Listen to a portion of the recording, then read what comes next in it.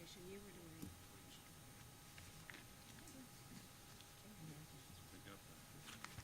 Are you guys ready? Chrissy, are you ready? That's what we got.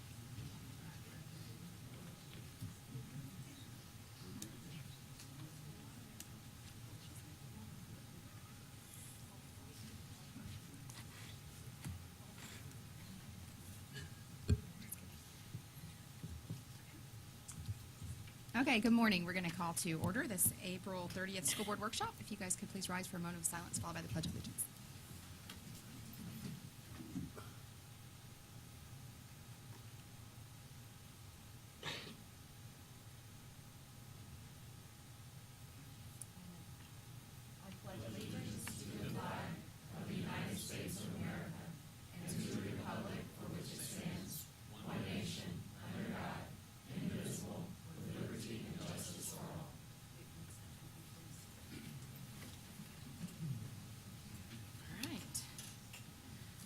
We are on our public input, and it looks like we only have one card this morning from Mrs. Cronin, so you are up first.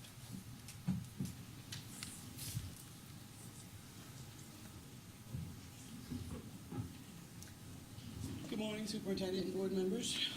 Have two issues this morning. There was a food service managers meeting last Thursday. I think it was Thursday.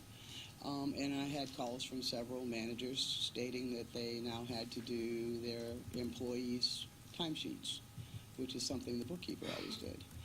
So they were calling me, asking me if I knew why. So I said, no, I have no idea. But the more I thought about it, a few years back when our conversion charter schools, when administration lost any say-so in the cafeteria, they said, well, my bookkeeper's not doing your work anymore for you, so your manager will have to do it. So that's a question. Have we deleted administration out of food service? My next issue that I have is placement. For years, the union has been involved in placement, and if you're not sure what the placement means, is when the employees do not have a position at their schools anymore, they are put on a placement list. They are put on a placement list by seniority. We look at all the open positions in the district, and then they're placed in the open positions in the district by seniority. Last year, I was not invited to be part of that process. And this year, I am not told I cannot be part of the process. To me, that seems as though you don't need Either issue where you don't trust me, or there's an issue of there's something going on that you don't want me to know about. So I have a problem with that. I need some answers on why I can't be in that room when they do the process of placement. The other issue with the placement list is food service has already conducted some placement when it's all supposed to be done at one time. Thank you. Yeah, I would like to address that because I'm surprised by those comments because actually we had a meeting last week when we talked about the placement issue and what you were told, and Mr. Farnsworth can certainly correct me if I'm wrong, was that right now food service was going through and doing some initial drafts of placement, and then upon completion of that, before doing anything, that they would have you come in and take a look at that, review that before any placements went out. Am I understanding that conversation correctly, Mr. Farnsworth? Yes, ma'am. What's been relayed is that our folks in HR that are in charge of placement will go through, evaluate where the placement should be based on seniority and contract, and prior to those placements being made, it's been offered that Ms. Cronin can come in and see where those have been and put eyes on them and provide input towards that. And if in fact there are some places where her input would need to correct an error or possibly fix something that had to do with seniority, that we'd be more than happy to make those adjustments. And whenever we notify folks of their placement, she can be there for that. Ma'am? Or do you want to call afterwards? Yeah, I think we should talk afterwards because obviously there might be some confusion from the conversation that we had the other day and what was just stated. So I'd like to clear up any misconceptions or, but I'd be happy to work with you on it, just like we did the other day when we had you come in to address that, so that there wouldn't be any issue, because we certainly do value your input and think that you bring a lot to the table, and we respect that input, and we'll continue to involve you in the process. Thank you very much. Okay, first up, I would like to invite up Lauren DeRitter. Let's discuss some benefits.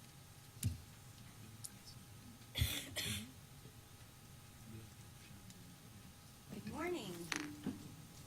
And I would, we've got a couple of contracts that are coming up for renewal or that expire on August 31st for our benefits. And we need to get new contracts in place prior to our open enrollment that's going to start in a few weeks. So I'd like to bring our friends up from Gallagher to go over our renewal process and what they've come up with for us so far.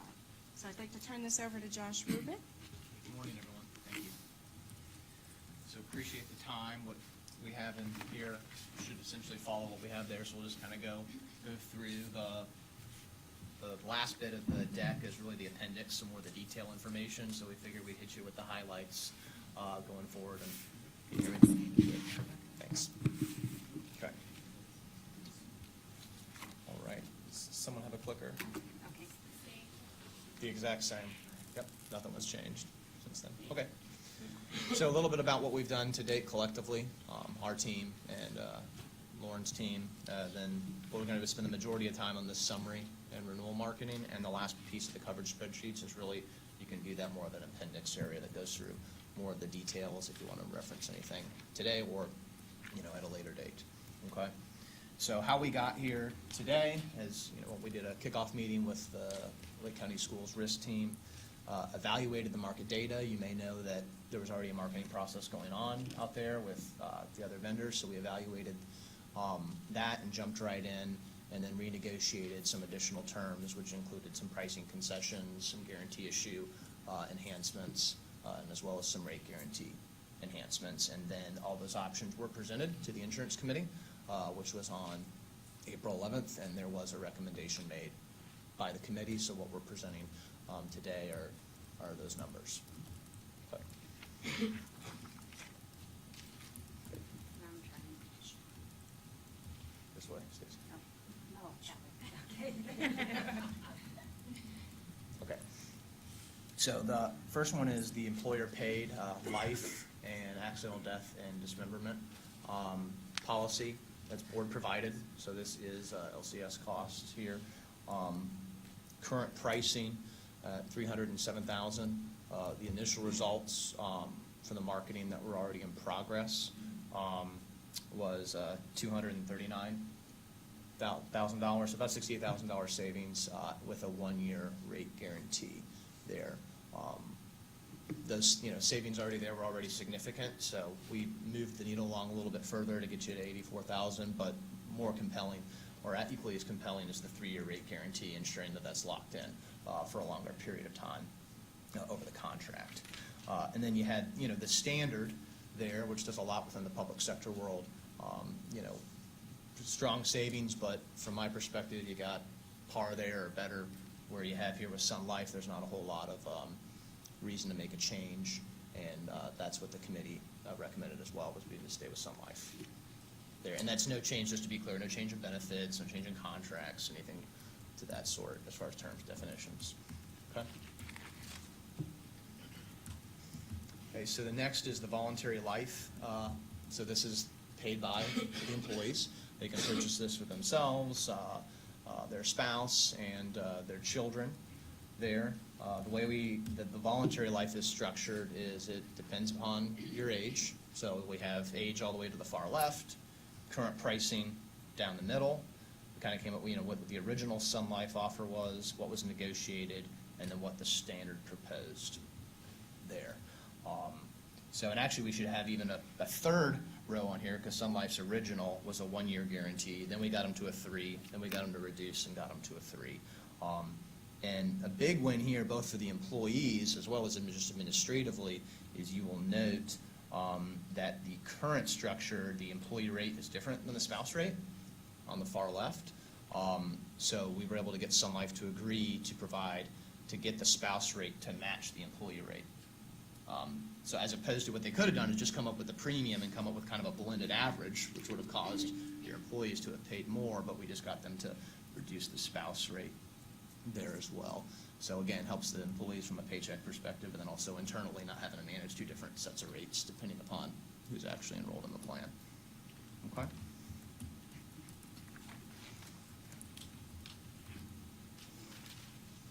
Okay, going on to the long-term disability, also employee paid. The district has 5 different plans that you offer. The difference between the plans, this first row here, elimination period, is really when does the benefit begin? So the first number, 14, is if you get injured, accident, things of that sort. The second number is if you're sick. So always accident, then illness.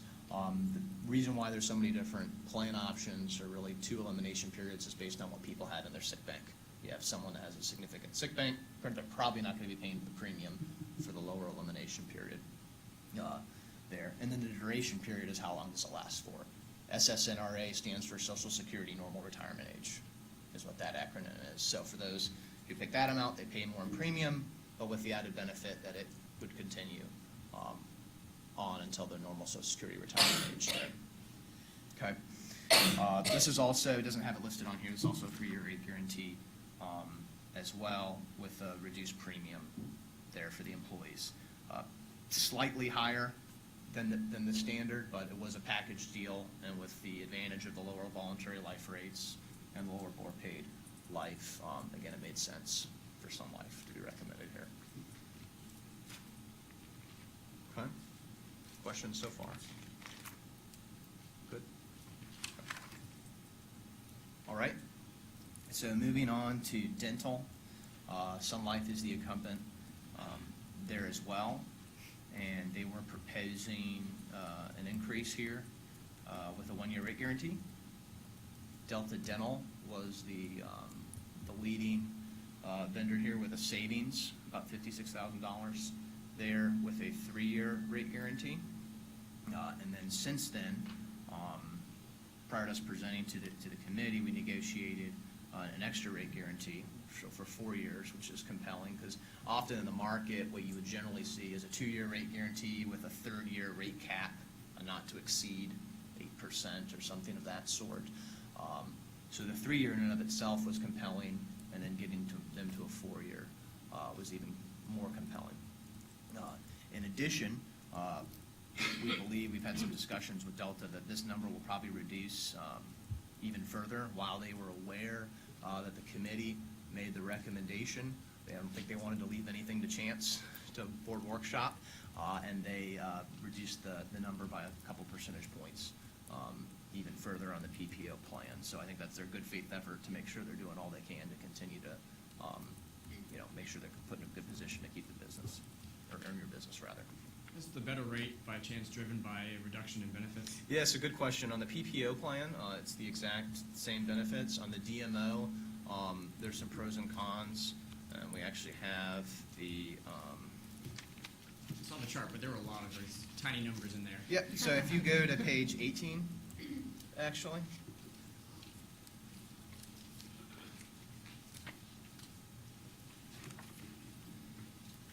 So yes and no. So page 18 lists the, yes, you just look all the way through. This is on the DMO. Keep going. Okay, Yeah. there you go. Okay, so green is better, red is worse, right? Just to draw your eye to there.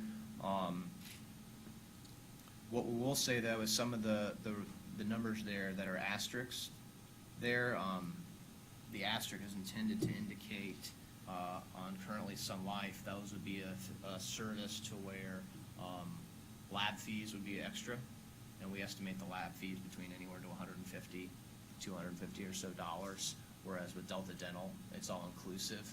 So this exercise becomes a little bit more, it can get a little convoluted and ambiguous depending upon, well, if you went to this provider and this on the DMO, there's a big, huge fee schedule, and you got to go down to service line 229A, left quadrant, But I think the logic, or at least from the committee, was But if you look at Delta Plan 15A, which is in the center, there's more greens there than reds, and with the savings I'm getting, I could upgrade to that better plan and be pretty darn close to what I'm paying in premium today anyways, and the folks in the PPO get a reduction.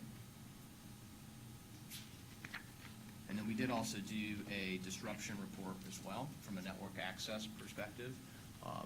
Delta does have large access in the area, but while access is important, if your dentist isn't in it, you care about you, right?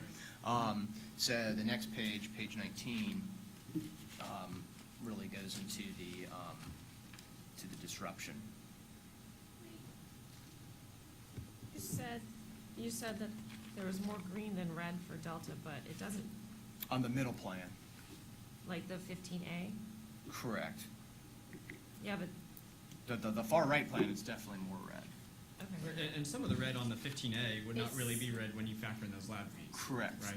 Correct. But when you get to the 70D, then those are genuinely red. Correct, and or close to being yellow, if you will, or, yeah, if we're gonna use the traffic signal system. Which isn't so bad if you're on the top half of the chart in terms of your dental care, but when you're on the bottom half Well, of that. and crowns and root canals, that's a big difference yeah, if in you- price. So if you've got some bad teeth, then Correct, which is Okay. why, so another thing that we're doing from an enrollment perspective, and I think this is also where the committee's head was at, is we're gonna be doing one-on-one enrollments with every employee this year.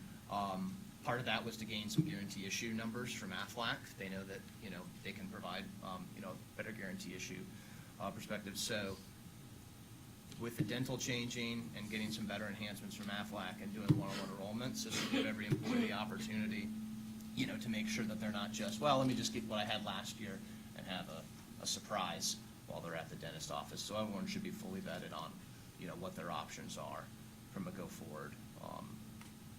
So they get to choose this year? Well, they can choose every year. So every year during annual enrollment, They choose Sun Life or Delta? no. You would choose which plan you'd want. So if I'm in 70D, well, maybe I want to upgrade to plan 15A, for example. Yeah, those two Or I'm choices. fine with 70D because I go and I get my annual cleaning, and that's not a big deal to me. And I'll just pay the lower premium and be fine with that. So there is still an option here for folks who, they can pick 15A, which then generally, right? Sure. So, Yes. so then it wouldn't really be increased even with these Correct. root canals and other things. of the sort Correct. because They of lab probably fees. should receive an enhancement, lower premium, and. It just yes. looks deceptive here. So I Correct, guess and that's again, something we have to communicate to the employee. Correct. See, because these have asterisks next to them, so these have lab fees associated. By the time you factor in the lab fee, then you get really darn close to that number there. So Okay. it's not really a significant increase. Correct. Okay. Thank you, Mark. So you pick 15A if you're in that area. You mentioned something though about cleaning on 18. It's not identified there as, is it somewhere else that I'm missing it?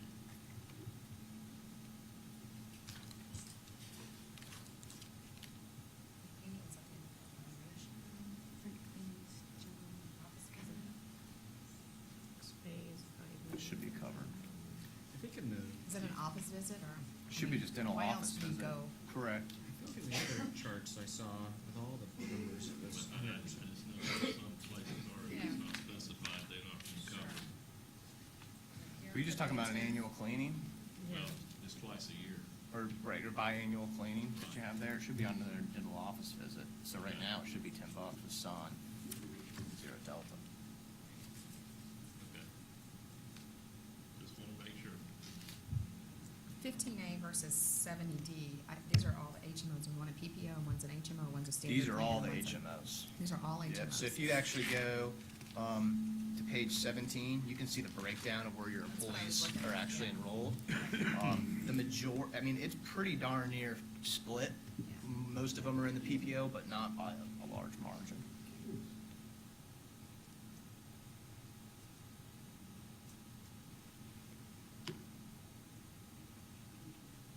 But you guys are gonna sit one-on-one with people and go through what they have versus what we have offered and let them make those decisions. Correct. So what's happening now, the process is, in addition to the online enrollment system getting set up, working out the enrollment plan with Lauren's team and the different, we'll call them enrollment champions at each different school, whether that's the bookkeeper whoever, to make sure that people can go schedule and set their appointment, which would take them anywhere from 10 minutes to 30 if you have someone who's got their list of questions Sure. with them, right? So there's really 3 plans, correctly? Correct. Okay.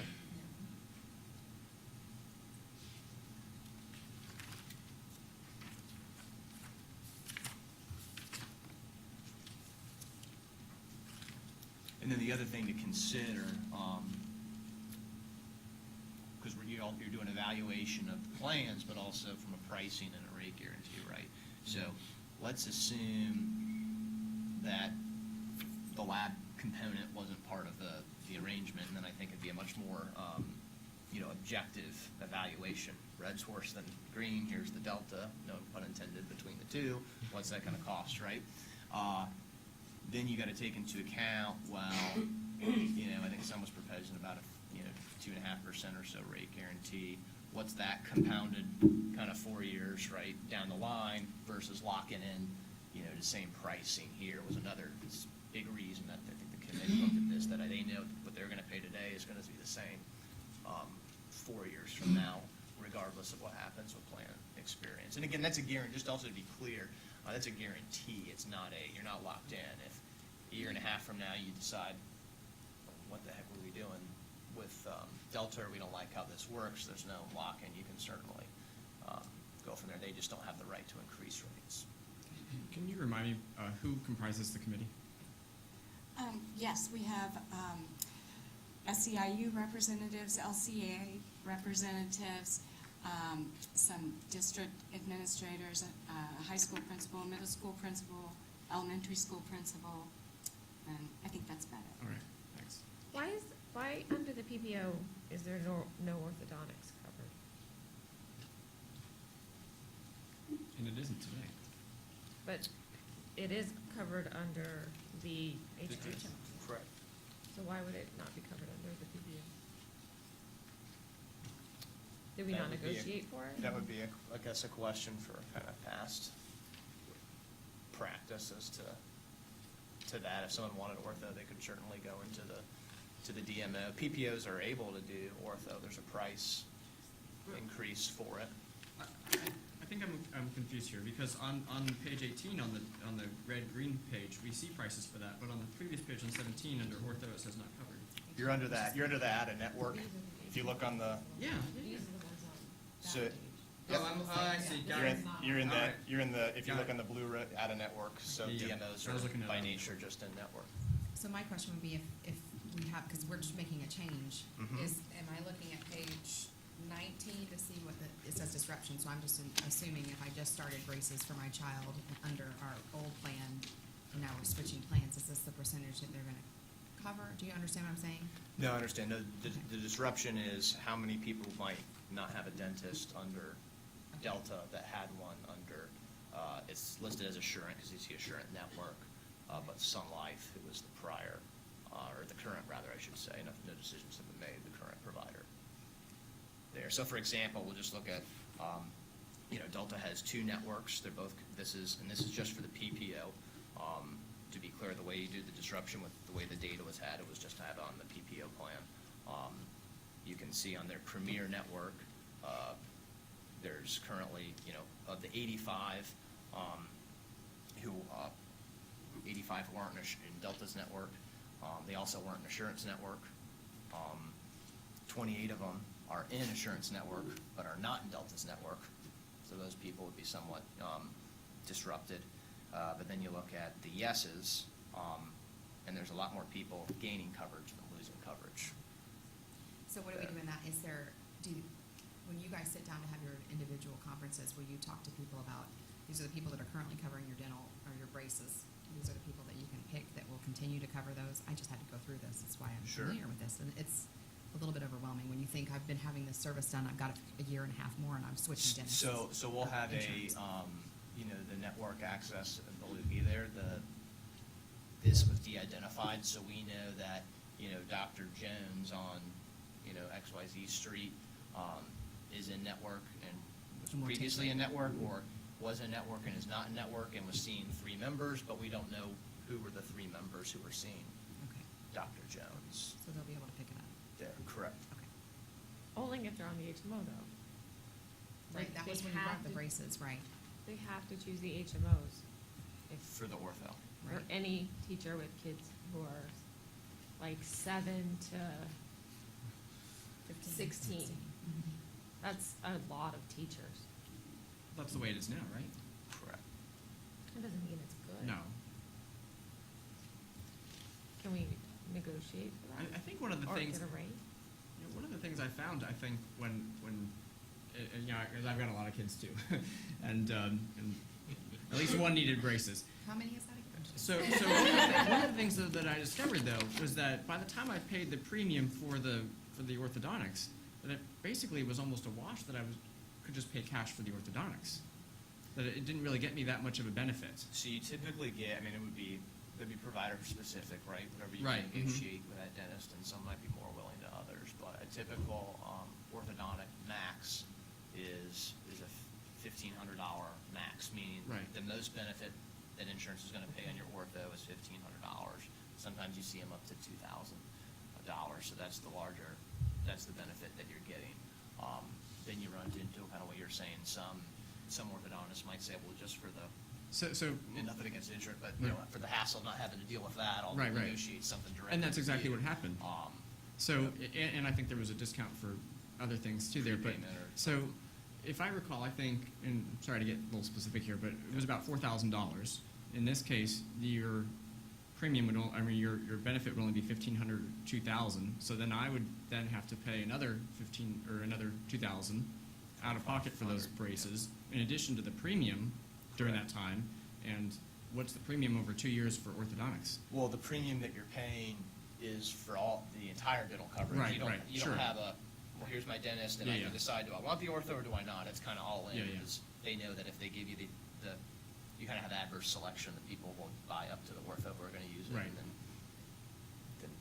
drop it. Does that Yeah. make sense? Right. So, for example, in that, let's just hypothetically say that you said that the PPO had the orthodontic coverage, and you're paying, you know, the $63.60 rate here, so let's just say it was bumped up, right?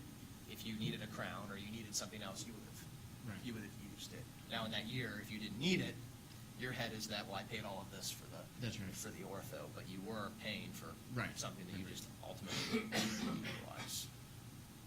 At the end of the day, it's probably a good thing that you didn't need to That's get a right. crown, but Which but is still, insurance, you're right? paying Which is for what it, right? insurance right, right. is, unfortunately. Okay. So to Chrissy's point, is the orthodontist or the ortho on the PPO something that would be negotiable? Yes, the Delta can put an orthodontist there as far as ortho coverage, so that is. Can take a I look mean, at it. I think we should take a look at it. Yeah. Then that's going to increase the rate of that, obviously. So then there's no non-ortho coverage. So if you have no kids, or your kids are beyond the braces point, you're forced into buying a plan that has braces That's a coverage different that you're never going to use. You could do an option. What you generally see is that they'll hedge for that, because kind of what I just said, the people that are going to buy the ones with the ortho are the ones that are going to use it, versus if it's all baked into one, they kind of get the higher kind of premium amount, right, for everyone. So Yeah. they typically, and that's the same for medical too. If you have Yeah. 6 plans, you got to hedge because you don't know where everyone's Right. going to land versus if you have one plan. But that's certainly something that we could go back and, you know, and have that discussion. I mean, we're going through it right now. It's remarkable that at 7 I have to start ortho, you know, so like, I've got 2 already started. So, and I don't know the actuarials on how many we have, but I think we do have a lot of younger teachers with kids. Yeah, I mean, I'd ballpark it at, if you did a $1,500 max, I don't know, in the kind of 3 to 6%-ish range load for it-ish, That low? somewhere in there, maybe closer to the 6. So then maybe it won't be much cost difference. But then they might hedge on the rate. I think it's a discussion. Okay, half it. Okay. Thank you.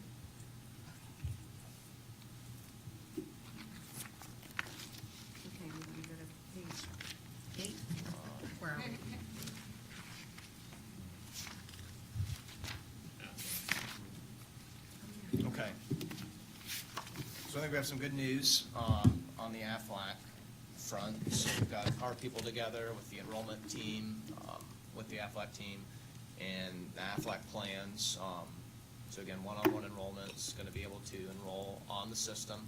That excludes the individual cancer plan.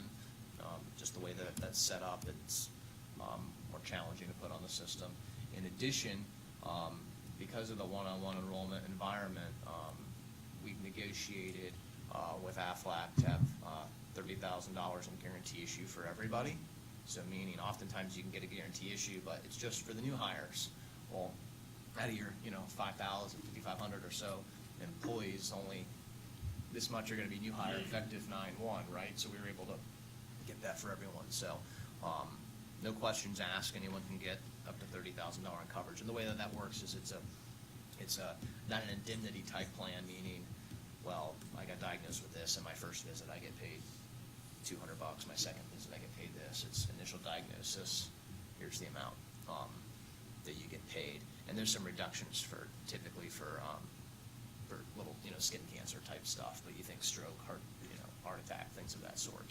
That's what that'll be having. And in addition to that, since we did also get guarantee issue on the hospital gap plan as well, which I know certainly for a good bit of your population, particularly I think transit is a popular plan to have. So same thing, no questions asked there. And I think the committee was pretty pleased, not only that, but also the one-on-one enrollment environment. You'd be surprised how many people want that kind of one-on-one touch, and then also as the board, the amount of money that's being spent on there, ensuring that there's somewhat of an ROI, or at least appreciation of, well, I didn't know we had that. Really, that's how that works? Kind of thing before, you're at the point of sale where you're freaking out, you don't know what your ID card is, how do you access this or that to make sure that that's taken care of. Thank you. Okay.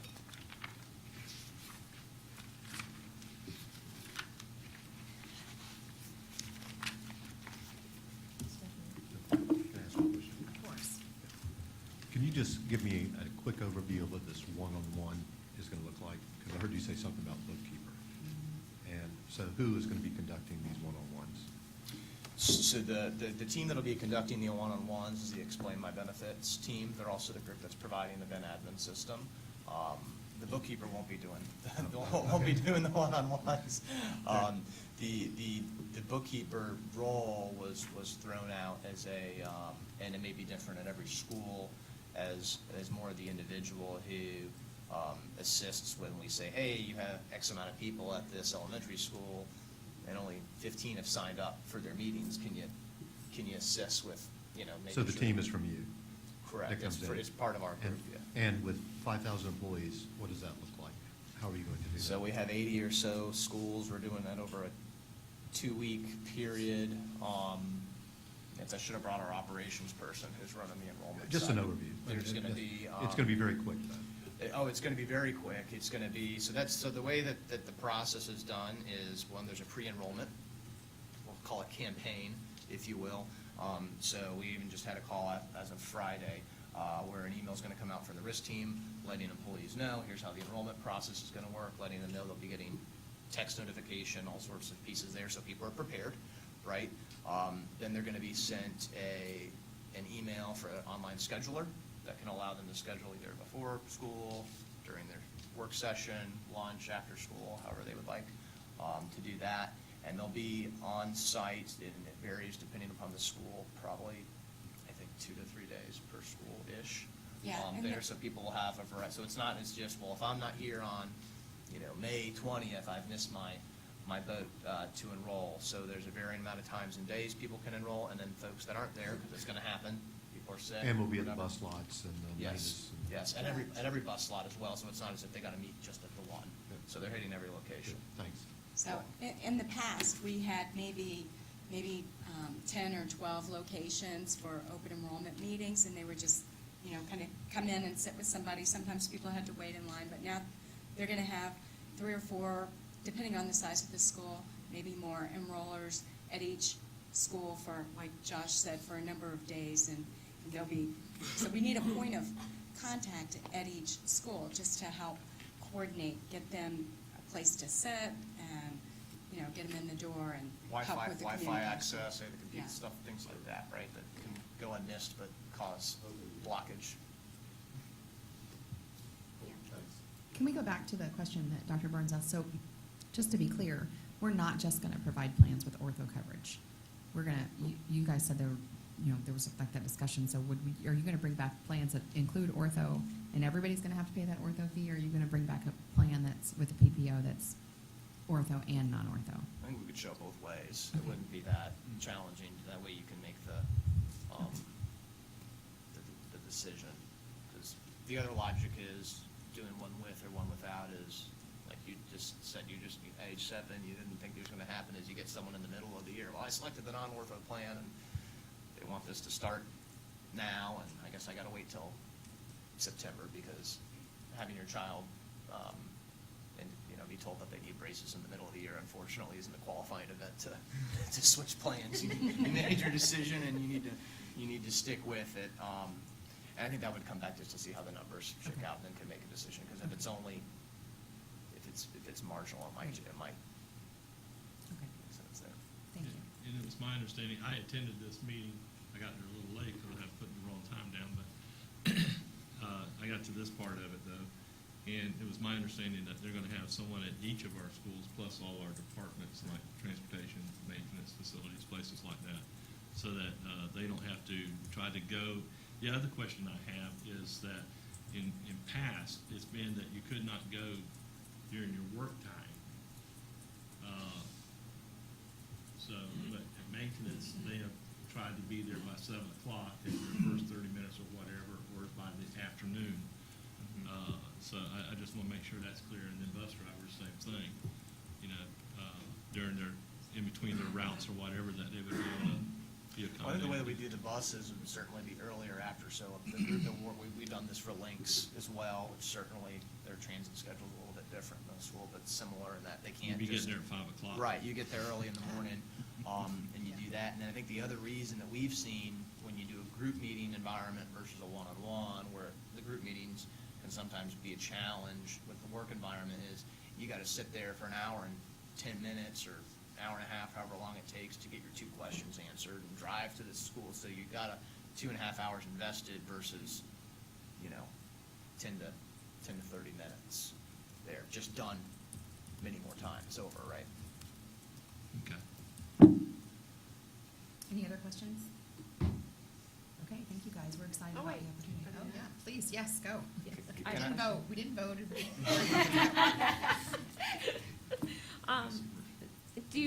Are we gonna be providing a wellness plan, like some sort of, incentives for, like, they can do, like, insurance companies do like fun, like, jog around the world, or, I don't know what there's all sorts of weird ones. Yes, that's a good, do you want me to?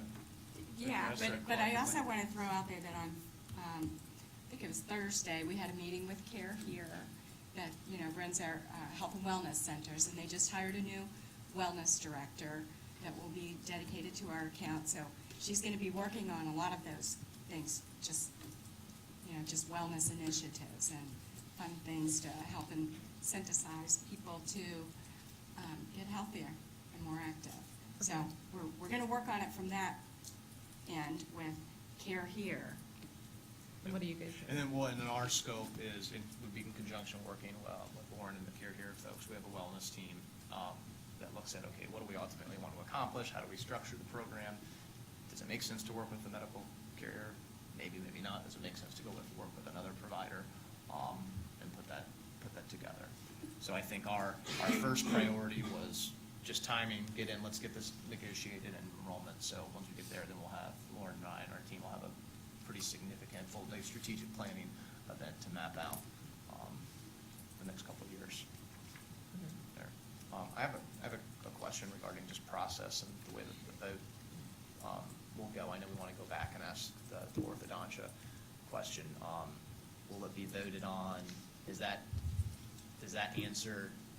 contingent on like the vote, meaning the answer on that, which vendor you go with on the dental, or will you be voting regardless, and then that's just more an evaluation that takes place post-vote?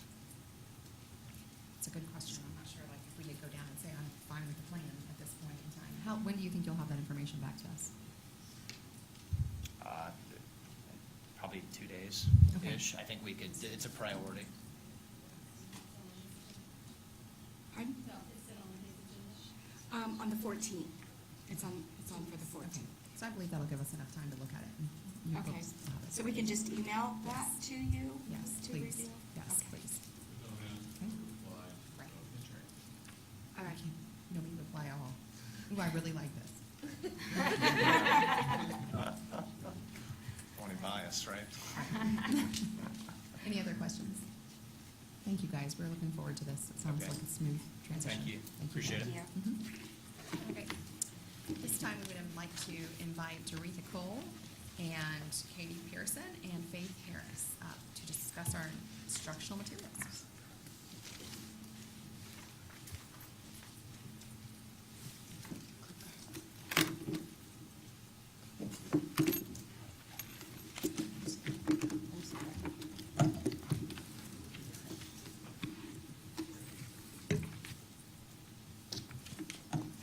Good morning.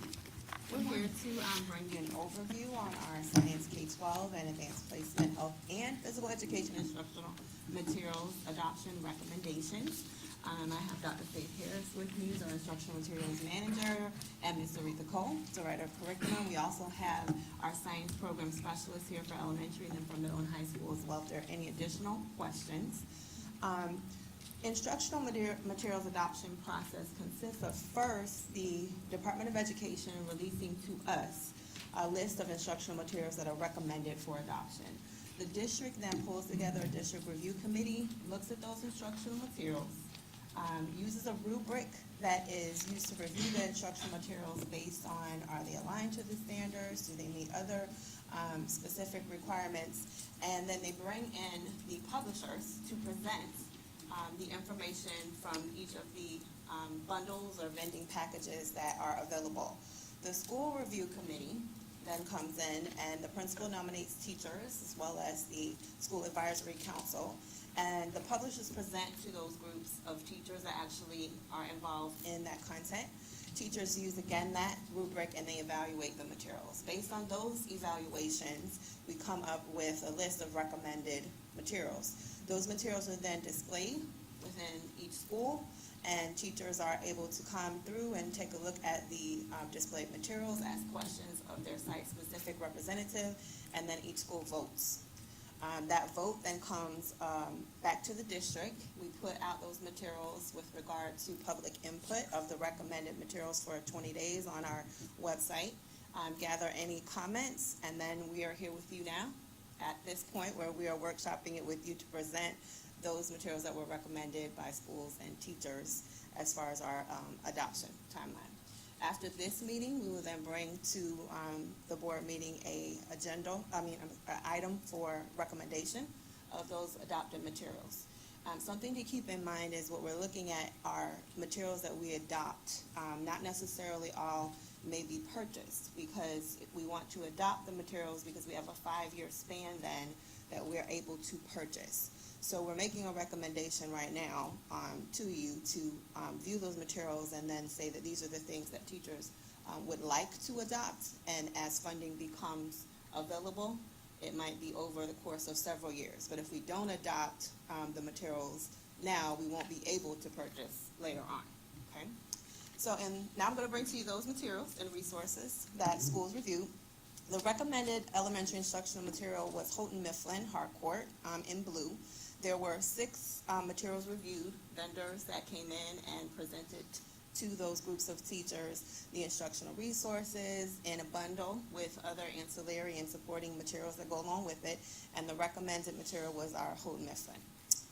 And for our middle school instructional materials, there were 3 vendors. Pearson, no relationship to me, was the material that was recommended for adoption.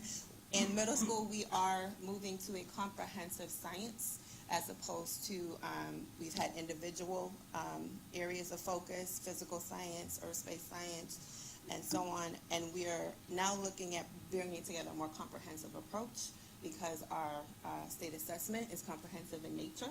And so at 8th grade, our students are tested over all three. And so this would be a new series that supports that new way of teaching comprehensive science. And so this one was one that we really wanted to make sure that we looked at the difference between what we have done in the past and where we're going. So what does that question? mean? Yes, okay. So each grade level has had 6th grade, I believe it's earth-based science, 7th grade life science, and 8th grade physical science. But when you get to 8th grade, all of those areas, earth space, life science, and physical science, are presented on the assessment. So many times 8th grade teachers then have to kind of cram in right before the assessment time a review on things that they've learned in 6th grade and 7th grade as well as 8th grade. So we've heard from teachers that sometimes that feels like a huge weight on them, that once I get to the 8th grade level, now I have to make sure that over the 3 years that they've been in middle school, they remember everything that they learned in each of those grade levels. So comprehensive science would integrate all three of those each year. So in 6th grade, we'd have a subset of all three, 7th grade a subset of all three, and by 8th grade, you would have all three of those that have built on each other and match what you would see on that particular assessment. So we have many districts that have moved to the comprehensive science, and we were one also that our program specialists, along with our director of curriculum, brought in teams of teachers to kind of discuss, and it was a recommendation made by teachers to move forward with this. So how about the transition period? If I'm Absolutely. an 8th grader next year, then yes. how does that work for me? Going to a comprehensive method and I might be missing the depth of physical. Yes, so right? Ms. Blackstone has been working with the principals as well as the teachers to create a gap kind of plan. As I'm moving forward, what does that look like to transition to the new standards? What do teachers need to keep in mind? There'll be some gap-specific support within the blueprints that she's working with teachers to be able to look at and see. We've also looked at putting some additional support around resources and materials, because we know that some teachers have taught earth space for X amount of years. And so we have one set of earth space materials, but now we will need that integrated across. So she's been working on all of those, so to speak, wonderings and things that need to go into creating a gap plan to move forward and make this work. One thing you'll see at the end is our recommendation in terms of priority is middle school is a priority for our instructional materials purchase as a whole, the bundle. We've looked at that and said that this is one of our top priorities, that teachers should be able to have the support of the entire bundle of resources, because then they're implementing a new set of materials as well as a new way of teaching those materials. We wanted them to be fully supported, so you'll see that towards the end. And I don't know, Sonia, if you need to, she can speak more specifically to the plan that she has in place. Which do we use now for middle school science? Which vendor? Yeah. Not sure. Do you know which vendor it is?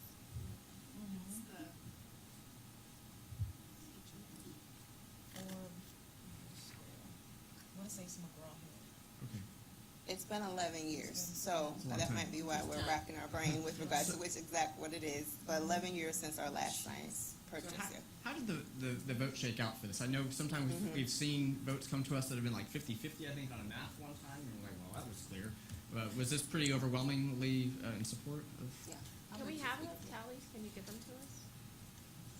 I can give it to you.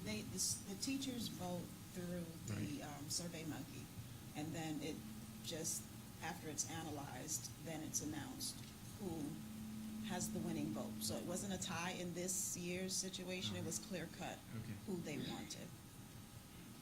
So just inquire, because and I don't know about, maybe Pearson's materials are better at the middle school, but at the elementary, it's awful, isn't it? But it matches the test well, is my Well, understanding. I guess my criticism of Pearson at the elementary level is that it lacks the depth, lacks the rigor. The teacher has to pull in so much. I mean, I used it for both second grade and for kindergarten, so I've seen 2 grades of Pearson at elementary, and it is really lousy. Well, it's probably 11 years old too, right? Yeah. Well, So, we adopted in 2011. 2007 is the last. Okay. So what they've been using is each year we do consumables, so they'll get new Right. consumables. But the text with regard to where everyone is, well, the last adoption was 2007, So correct? elementary science was 2007 or middle school? Elementary. Elementary. All of it. All K-12 All of was it, yes. 2007. I thought we had a 5-year adoption cycle. Why did we skip? We never skipped, we never adopted. Well, then we skipped if we didn't go. So we just kept using the same thing? Yes. Okay, so my first year teaching was 2011. Everybody was telling me we have these great new science books in that year. So I'm confused. So they weren't new. They were not new. So everybody thought they It were new. was the same books since 2007. Okay. They may have been new also. Oh. Okay. So in the sixth grade, and this, I'm not opposed to this by any means, but I know in the past that the course registrations, like they've enrolled in sixth grade aerospace science, are they changing how we enroll students in middle school course now? So it's a Yes. comprehensive sixth grade, seventh grade science, eighth grade science. Yes. And we've also looked at the certifications to make sure Oh, that that's what I that was gonna doesn't, ask. yes, Yes, that thank that you. doesn't exclude anyone. Actually, it is more integrated with regard to the certification, so everyone that's currently certified would still be able to fit Okay. into that. On the elementary, when it says, HMM Florida Science, is that they're designing the book for Florida, or is it science based on Florida? Florida ecology or something? It is Florida-based standards, so they designed the book for For Florida. our standards, Yes. not the science around our state. Well, I mean, there's Florida history. Who knows what they could come up with? Yeah, no, they pretty much use the same text and look at our standards and make sure that the standards are specific to the standards of Florida, but pretty much use nationwide. Don't the SAC committees also vote? Yes. Can we see those too? Yes, ma'am. Okay, so high school is a little bit different because it's course specific. So with regard to high school, there were several different courses that came together to review. So for environmental and forensic science, there were 3 different vendors that brought in materials that support each of those. So you'll see in Cengage at the top, the environmental science was selected or recommended for adoption, but not their forensic. So forensic, the Kendall Hunt Publishing was the material that was selected. And that's a picture there of each of those. Before we go on, can I ask, for all of this, is there, because as we're moving towards digital, and we have a digital plan, are all of these digitally supported? Yes, and towards the end, we have some options presented that include the online platform. We have had discussions with IT and specifically Mr. Weeks with regard to looking at the Chromebooks and types of integration. We did feel like science might be one that we should wait for with regard to full, just online without the support of the bundled material, because science tends to be a little bit more hands-on. If we only do the online, they might miss out on some of the materials that come along to support. Social studies is our next adoption. We felt like that is a better place because we could do online and integrate some of the Chromebook materials because it doesn't require such a heavy lift with labs and things like that. The bundles here include online and textbook, so they would get both. You can still use it, but we didn't go with just an online only because of where we are with science and not wanting to make that the first adoption with just the technology component. But like I know when I taught, like having the complex, like a DNA breakdown or whatever, having that visual, there's videos of those now. Yes. And they're molecular videos of them. It is That will be included. included? Yes, Okay. everything that you would get on online is included, but we didn't go with just the online option. I gotcha. We went with the online and the supported, actual tech, the resources, the Okay. book and the workbook, so to speak. I think that makes sense. Yes. One of the things that we currently received with the science textbooks were the materials that went along with the labs that were in The the ancillary. books. Right, right. Is that all part of this bundle as well? Yes. Okay. It is part of the bundle. Okay. And so that was, in moving to that more integrated or comprehensive in middle school, that was very meaningful to the teachers, that they didn't just get an online platform or just a book. The bundling of those resources to help was very important to them. And what So, about yeah. consumables? Yes. How are If they you- refreshed? If you let me get to the end, I have a slide in there that will show all of that. So just roll with me for a second, okay? For biology, chemistry, and physics, there were several several vendors that brought in materials that fit each of the categories. And we had one for picked for essential science, but not for chemistry. For chemistry, they went with the Houghton Mifflin. And then for biology, it was discovery education. Then with anatomy, physiology, earth science, marine, and physical science, again, for more vendors. And for marine, anatomy, and physiology, it was McGraw-Hill. And for earth, space, and physical, it was discovery ed. And then our AP, our advanced placement recommendations, all of the AP textbooks that were brought in were the ones that were selected to fit those college courses. Then to 20 days for public review. We did not have any outside public review comments that came in. There were first 4 staff comments that were reviewed on that website and came in as well. What were those comments?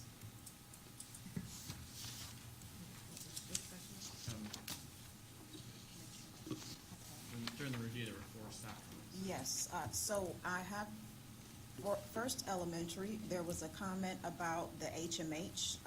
This teacher believed that there were perks. She shared her concerns about schools that still need money for boot camp and some help with some content within the topics are not necessary to focus on the assessment. So it comes with a lot of resources. So she was considering how those resources can be used, a lot of different perks, but, some saving, on the money side. She also mentioned, I also see a lot of money being spent on printing, the assessment pieces, unless it comes with the adoption, which at the time she was not seeing, but the assessment comes in a booklet. Okay. So As part of she's that concerned bundle. about, as a part of the bundle. Okay. So she was concerned about the printing. We have from the middle school where they were giving, how can we evaluate a text if we were not included in the process? Department chair, there was some concerns with a particular school who did not participate in this process. And after 3 attempts reaching out requesting for a teacher, in the end, a teacher was not sent. So an individual teacher filled out the form and would like to have been included. So I followed up with that teacher and explained the process, that an opportunity was provided. And what I did is we went ahead and sent a package to the teacher and the staff to still review and be included and have some input. And then that package was returned to the district office. Excuse me, you had a school that you asked to participate and they didn't? All schools were given the opportunity to nominate someone to participate, and yes, that's correct. We had Why one just school. one? Why wouldn't you send the books to the school? They do. After an individual representative comes in, then they do send all of the books to the school for the school-based review. Yes. But at the district review level, there's one person that, or 2, 1 to 2, that Is that comes to in. narrow it down to a less number of books? What's the point of what's the point of one person coming to the district versus? Because they get to hear from the vendor and kind of hear all of the pieces and see how they fit in. So at the school level, there is someone there that can still answer some of those questions, that has had the full preview from the vendor. Okay. So if you didn't attend the session, you wouldn't have the books to review. But as a courtesy, the books were still sent to the school because they wanted to Wait, okay, review. so maybe you're not, but I'm hearing 2 different things. So after the district review, so you're saying for that one school, Yes. to the district review, you sent the books. But after the district review, were the books sent to all the science teachers at least at the school? So that the teachers could review all of them? Are you asking that once the teachers come in, representative from the school come in and listen to the vendors, the next step is to send all the materials to the school for the teachers to review? Yes. Yes. And that is what happens? Yes. Okay, thank you. 'Cause But for that- that specific school is what you're asking that didn't participate. Well, no, I was No, I asking, think she was did that For all happen to all? schools. schools? Yes, all schools. Okay. Mhm. Okay. Let me not lose my point. I am surprised that we would have a school that would not have enough interest in the selection of the textbook. And so I think our chief of transformation may want to think about, thank you. But when they did send the books there and they did a school review, did you get a response from them at that time? Or I did not. The reason for So the we didn't get books a at the time. response or representation or from even the, It wasn't to respond to the actual adoption of the books. Ms. Blackstone sent out an email asking how would you like the books to be printed. So the school, not having seen the books, wasn't sure how they wanted it to be printed, so they asked, can we at least review the books to see? So she may have followed up with Ms. Blackstone and voted on how she would like that printing to be done. But as a courtesy, we sent it to her so that she can review it and then send it back. What do you mean how the books would be printed? Pearson provides options, because right now, most of the textbooks are being printed as consumables. So we would have to reorder the consumables each year, although we receive it free, but we have to pay for shipping. So with Pearson, the student workbooks are consumables.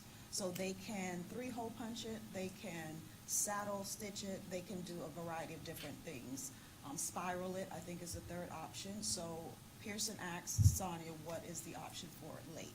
So they would accommodate us however they would like, however we would like the books to be printed. Okay. All right. The other area that we looked at resources for recommended adoption was health and physical education. In the elementary school level, 2 resources were reviewed. Social Studies Weekly was the resource that was recommended. And for the middle school, 3 resources were reviewed, and teen health was recommended. Teachers came together to complete the review and the adoption process, but also felt like in terms of purchasing, these were not resources that they necessarily needed. But they wanted to make sure that they completed the adoption process in case within the next 5 years, these are resources that they may feel like they would want to purchase. They didn't want it to be left out of an opportunity to purchase. There weren't any public comments for this particular review. So now we get to the, I yes. have another question. Mhm. Does this include sex ed? I'm sorry? Does this health include sex ed, or is it more wellness? That I'm not sure of. We need a. It's, this part is just the PE part of it. It's the health and the PE. It's not human work at all. and so did we have all schools represented on this? No, we did not. Why are we having trouble with us? Do they not use them? I'm not sure if it's time of year, interest. I can't speak on why they're not sent, but Mrs. Cole sends an email out to all principals, and I follow up at least 3 times leading up to the actual training date. So it's up to the principal to send, and I also copy assistant principals as well as chairs, science chairs too. Was this an all-day session, or They were in hosted the all- all-day session, did you have like science in this part and health in this, and then the latter, or was it, this is all science, this is all health? Yes, they were 2 separate adoptions, science separately and then. I know, but I mean, were they 2 separate days, or were they all the Yes, same day? all Okay. separate days. Thank you. So one school didn't show up to the signs. This one, I'm guessing it was more than one, right? There were a couple, for 'Cause- middle school we're talking, there were 4 schools that did not show. So to Christy's point, I guess they, and you've also kind of alluded that this is not something that people felt like we needed to run out and order right now. Right. Do we have health books now that people are even using or not using, or? Yes. I guess I'm trying to What figure are out they where the using? lack of interest is. Currently, we're using McGraw-Hill Teen Health for our textbooks, and the teachers, again, chose McGraw-Hill Teen Health. So they chose the most recent version, 2014. And how old is the one they're using? 2007. 2007 or 2008. Have there been many changes in the book since that time? No No. changes. Oh, maybe we just hang on to those 2007 books. And that's the observation of the teachers too. It wasn't a need, and they talked about being tested on only 3 standards, and why spend hundreds of thousands of dollars for 3 standards when they could supplement and then do what they're currently doing and, make it work better by working together, so. Yeah. I guess it just reminds me back to the college days where the professor indicates you have to get the 4th edition of this book. You go out and buy the 4th one Right. brand new, and you look at the 3rd, and you're like, what's different? Same thing. So, Yeah, okay. That's they're the ones that are the author. That's the required authors, though, that's but it's right. required. I can't put an outdated textbook version on my syllabus, just so you guys know. Well, I'm just for all those Small college people scale. out there. especially when they write the book. Technically did I didn't write the book. I just can't offer it. I tell my students, this is the book for this class, but if you look on eBay, you can find an earlier edition somewhere. Okay, so here's the slide that kind of gives or paints out several different options. Every year, from my understanding, is we get about 3.2 to 3.4 million that come in for instructional materials adoptions. Some of that money goes to charter schools because their adoption is separate, and I think EBSCO or some media service resources licenses might come out as well, which leaves us maybe around a 2.5 to 2.7 to make a decision on resources. So what we did is, knowing that it might be around that particular fiscal impact or pot of money that's available, we put together a priority list. So option one is a priority list with regard to what are the top priorities in terms of purchasing, and how would that bundle, if we bought bundled resources for those top priorities, what would that look like? So our option one is 3-5, grades 3 through 5 bundle, which would be all the resources that were presented by the vendors to those teachers. Middle school all, and each of these you'll see middle school all across, because we talked about that move to comprehensive science and wanting the middle school to have the full materials that were presented by the vendor. For high school, it would just be biology and environmental. Biology is a tested area, and environmental is prior to biology, so we felt like that would lend itself to a prerequisite. And so and then the advanced placement text would also be biology and environmental, which would bring us to about 2 million. The second option is bundle all. So everything that was presented to everybody, in terms of bundle, meaning you get the book, you get the online platform, resources for teachers and for each student, that is the cost approximately around, 3 million. We have option 3, which is books just for K2, and then a 3-5 bundle, which would be books and online. Middle school, again, all. And then here it's just the high school would get a teacher's edition and classroom set instead of books for every student.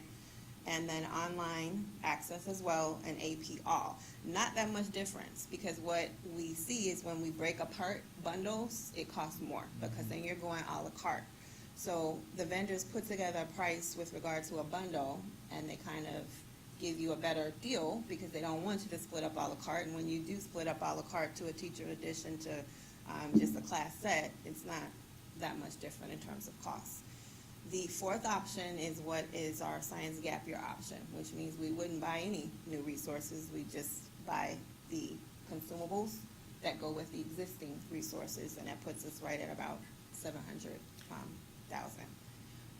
The final piece there, other considerations are the projected cost for all consumables with all other content areas that are already adopted and in use is about 1.3, where we purchase each year to provide the consumables for all the other areas that have been previously adopted. So that 1.3, that's your math, your ELA, Yes. social studies, not science. The science would be 716. So just the consumables alone are $2 million, which is almost. Wait, what?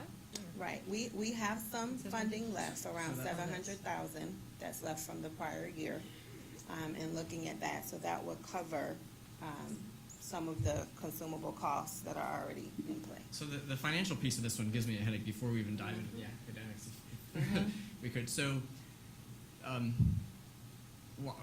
I guess our funding on this one is just because we're at the bottom of the food chain and state funding. Is that why we don't Yeah, get enough money to buy enough books for our students? Yes, I don't know about the funding, how it's calculated. I just know about the funding historically. Okay. So historically, it's been 3.2, 3.4. So- Finance can kind of maybe help us with. So I guess how per it's pupil, I'm calculated. wondering if other districts get more per pupil for textbooks, which would be crazy because that's not influenced by the DCD or anything, right? I mean, because you're buying the books from. No, it's a categorical of Right. the FFP. Right. So, but does everybody get the same per pupil funding? then No. I'm not sure. No. So if they're not why are they not getting the same per pupil on textbooks? I'm not sure, Mr. Dart. I really would love us to, though. Come on. I mean- Prepare your science to run for state house. We need this fixed. Okay. So. Okay. But we do have procurement looking at this. So what you're seeing is the cost that came to us from the vendor. Procurement is working with the vendors. They always do this for us to try to see if we can get a negotiated, maybe lower price or something else bundled or something put in there that might help us out. So we do not have that back from procurement. They're still in that phase right now of talking to our vendors, and we're hoping that we could even get it reduced a little bit more. But it does put us into a situation where we have to look at a priority list of if we don't have enough funding to cover bundle or everything for everyone. That's why we created a priority list to make sure So that. are we historically have we always stayed within the budget of the textbooks, or do we ever use general funding to supplement that? We have used other funding at different times based on what was adopted to supplement.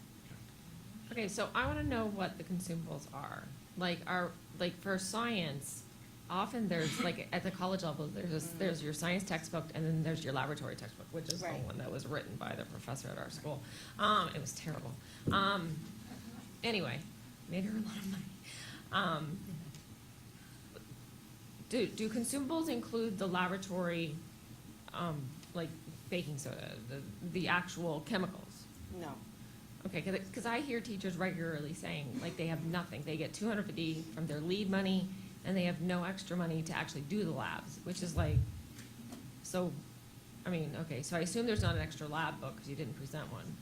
But what are these consumables are all workbooks then? Well, it's different in each. Some might be there might be a lab observation book that comes with it. There might be a workbook. There might be a test or assessment. It's different for each of the particular areas.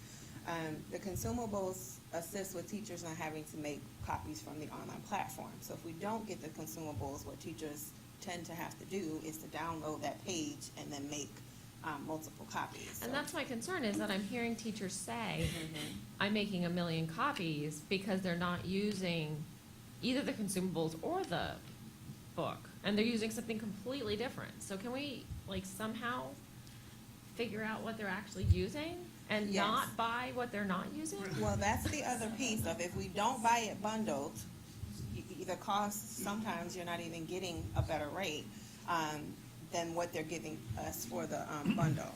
So we can buy a la carte, and that's why we looked at another option of if we just bought the textbook. But in just buying the textbook, in some instances, you're paying maybe a little bit more to get everything else that the teachers would have access to. District-wide, you're only looking at a difference of $10,000. Now, I've seen some of these workbooks come home, kids, and I mean, they're maybe half filled out or a couple of pages, and the teacher felt like they're more valuable resources. Right. But the bottom line is we're going to end up with this new consumable every year because it's cheaper to do that, or it costs pennies. It'd be such a headache to go through and find all the teachers that use the book and ones that don't, and only buy for the ones they're going to use it. You can't do that. The method doesn't work. And we do have, I mean, I have seen, we still have a lot of teachers that do use the workbooks. Yeah. I mean, I have seen that in classrooms, textbooks too. I remember 10 years ago in the math specialist position, we were transitioning standards. That was when we transitioned in 2007 and again in 2010 and again in 2012. And the discussion about textbooks came up, well, we just won't even adopt textbooks, and we need textbooks. We need. I'm not we need saying we guidance. don't need No, I know that. And I know sometimes they come out, like you said, procurement. When it's a new adoption, they'll do like $1 for all the consumable workbooks. So I know that does Right. come out after the fact. And sometimes the schools have used their school-based budgets to purchase some of those consumable items that the district hasn't purchased in their bundle. So I appreciate the options. I'll tell you, my only concern about option 1 is that you excluded K2 science, and 8th grade and 5th grade experience that same type of, I've Yep. got to rely on K through 2 Yep. or K through 4 supposedly to teach science, and we know for a fact that that's not happening in our buildings. And so then 5th grade has this giant, everything's List. going to weigh on my shoulders. You do have a plan for K2. Okay, You want to, okay. yeah. I also, just as now that you guys are all curriculum, so now just looking at the dollars for a second, I'm concerned that there's such a spread in option 1 and option 2 when it gets to high school and advanced placement. And what are those, our best and brightest, what are they losing with option 1 that is included in option 2? Just the online? Chemistry is not included in option 2, and what was the other one? Yeah, option. Physics. No chemistry and no physics? No, that. Well, they have current chemistry and physics materials. They would not get new chemistry and physics How materials. current? What does current mean? Well, not current. You mean like They have to 2007? last. Well, you said it's been Yes. 11 years, right? Yeah, you- So 11 they years. would continue to use those, and then we would try to phase them in, Although I don't know if physics has in changed subsequent much. years. Well, has the standards haven't changed since 2000? Yeah. Well, and chemistry and physics hasn't changed all that much. Chemistry and physics are kind of. Right. I'll There's not attest like to a that. new. And so this was black the hole. dilemma. We had the same dilemma. How do you determine priority? Right. But we had to determine some type of priority because with regard to funding, we most likely will not have enough funding to get the adoption through for every area. But within the scope of the Health Science Collegiate Academy, isn't there more emphasis on chemistry? I mean, do we not need support there, or? We need support in all of them. No, I get it, Yeah. but if we ended up having to go à la carte a little bit, because it Yeah. seems like apparently there's no new science in middle school, because nothing changed at all across Right. there. That But- one yes. But- This is the That's because they're gonna comprehensive. use the comprehensive version, so they gotta throw out everything they've got now. They gotta go all or Yes. nothing on middle school. Oh, I see. Because they're not doing earth science. Right. I got you. Space I science see. or whatever it Thank you. Okay. Anyway, that's just my Biology. comments about it. You want to tell us Did the you wanna K2 answer the plan? K2? Yes. Okay, so they will still be getting the consumables from Pearson, so they'll have those materials. But also, this past summer, Sherry Smith and I met with a school that was very interested in a heavy integration of social studies, ELA, and science. And this year, during the summer, we sat down and they really wrote out a plan of how to make that work in their school, using trade books and utilizing a lot of other texts other than the textbooks. They were not a huge fan of the Pearson text. So this past year, they spent really going through that and following that plan, and they seem to be giving us great feedback on that. And for schools that are interested, we would love to be able to share that out. Certainly, we would love to move in the direction where things are integrated more heavily. And I think I feel like it was a great idea. It was something that we thought of before we even really looked at the textbook adoption this year. So if we end up not adopting K through 2 HMH, that would be something that I would highly recommend that we look at more closely. And there's a training plan, the Summer Institute, I'm assuming, where you would bring those K2 teachers in and talk about the trade books and the usage and so forth. We're in the process of doing proposals now. Okay. Well, the Summer Academy may pretty much picture itself from last year, but we always have our PD Day and our New Beginnings that come up in August. Yeah, But right. we will surround professional development any direction we go. But then all these schools need these trade books. Right, I was gonna ask They're- that. So then what's the budget for that? Is that something that's bought from the school level, or is that something we do as the district if we're saying this is your? Did they? Go ahead. Okay, so the school that was utilizing trade books, I'm sorry. They went ahead and they found the trade books that they had already in their possession. So this would, I think, be something that the media specialist would need to purchase through the funds that they get every year, which is where they bought additional items, I believe. So when you say trade books, are you talking about like the readers that come that are leveled readers in text, or this is like literally? These are different. These are just like nonfiction textbooks that are put out. Okay. So they're finding textbooks, nonfiction texts that align with what they're learning. And they're from So it could be everywhere. like on bats when they're talking about nocturnal animals. Right. And things like that. Additionally, I know the school that we worked with is utilizing Learning A to Z, which is a technology resource as well. And I know that they've already expressed concerns that might get cut next year from their school, so they were worried when I mentioned to them that we might really look at utilizing this plan more heavily across the district, whether or not schools would have access to the Learning A to Z.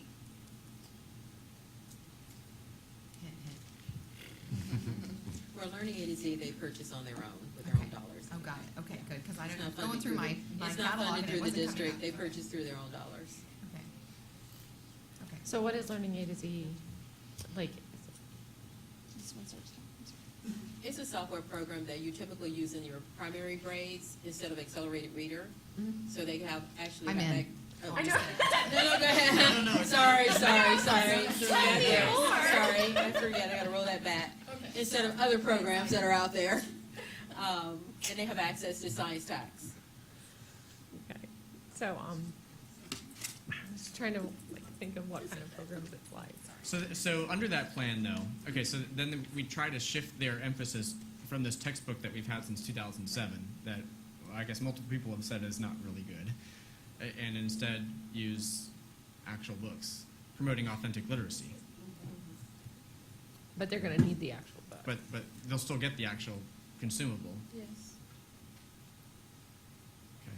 It's just a. So is that another option to go with a consumable Yes. and not go with the books? Well, Yes, if we just use the consumable. the consumable is the book.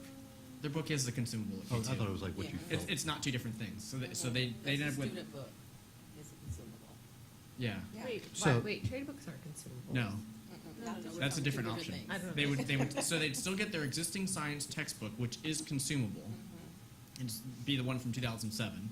And then in addition to that, we would have this guidance from the district that says, here are some more authentic ways in which you can teach science using actual real books. Here are the books that we suggest your media specialists help you procure, right? Which puts a strain on the media specialist who's having trouble right. buying That's my concern. cords for computers and, like, I hear all But I sorts think you'll of. find in most, Yeah. I think you'll If we find in have most. many of these. Oh, I'm sorry. I think you'll find in most instances that media specialists collaborate with the teachers all the time when they get ready to order their sets of books, and whether they want to replenish the media center if there's a need, or if there's a particular area they need books and they need sets of books for the classroom, they do that collaborative plan. I guess that's true. Go ahead, Mr. Hadlock. Okay, so really, this is exactly what teachers are having to do now already to teach science well, because as I mentioned, this Pearson in the K2 lacks depth, lacks rigor. This is exactly what I did. Is I'd go to the library and I'd find books on all these things that support the topics, and I felt I was spending an extraordinary amount of time finding all these supplemental materials because I got nothing out of the textbook. They'll still get the textbook and be in the exact same spot, except now they'll have guidance from you as to, Best practices. yeah. But if you found, and I think I heard you say that it's more authentic when you're going out and finding these different books that are relevant, why would we not go that way? Why would we spend $3 million? Right? Right. So, and did y'all have that conversation? We did, and that was how we got the 3 through 5 as more of a priority than the K2 This goes along with option one. for option 1. That goes along with the option 1. So I'm just gonna say my biggest concern, because I love the idea. So I'm gonna stand up here as a science teacher and say, amazing. I would love it if all my K2 teachers were going to the library and have an authentic test and having these conversations. But we have seen in the past, just like the participation in our adoption, that unless you have administration in each school that's saying science, and this type of science is what is important, then it's not gonna even be taught. Especially if we have to do more and we've gotta go purchase these texts and do all this stuff. And I'm not saying the librarian won't do it, because I think they would, and I think that teachers would love this. I just am concerned that they will not have the support administratively. I know it's more about K2 reading. That's my only concern. There'd have to be some form of enforcement by the principal or the assistant principal to ensure that this piece is getting done if we're not going to provide them with another piece of assessment. My other question is, isn't the Pearson text that we're using right now in K2 consumable? The textbook's consumable.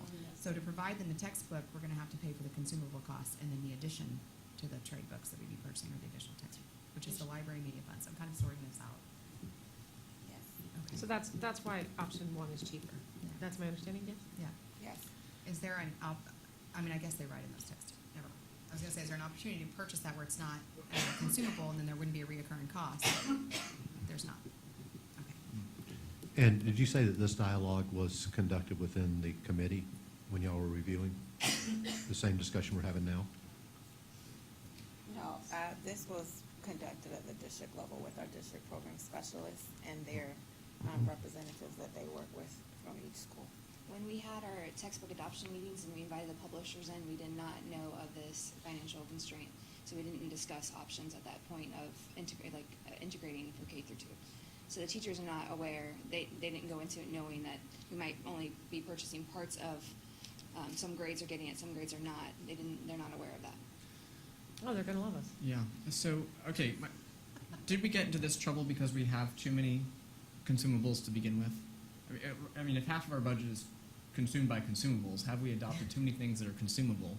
And then that leaves us with a very narrow source of funding for these scenarios. It could be, because these are previous adoptions in Right. some respect. I know since we've had Faith as a textbook manager, part of her role has been to help negotiate some of those costs that they're rolled in, and some of it is shipping as well, the cost for shipping. So she, in her being included, has helped facilitate some of that. But again, we have materials from 10, 11 years ago that to maintain those materials, unfortunately, some of that was negotiated prior to us having a textbook manager, and it does eat up some of the budget.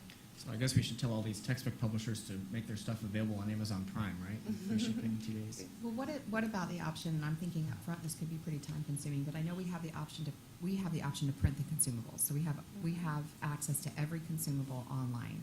So if we're not using but a third of the pages from the consumable, could we not have a curriculum writing team that would print the pages that they would use and use the text dollars to pay for the printing? It's an option. I know they said they have to do a lot of printing, but if they've got this in Yes. front of time, and these are the 4 chapters we really like, the consumables, we're gonna print them at the beginning of the year, and the district's gonna pay for those. It'd be cheaper than $1.3 Could be. million. But are you I asking don't if know this, those dollars. sorry, But are you allowed to- instructional dollars will be able to be used for printing?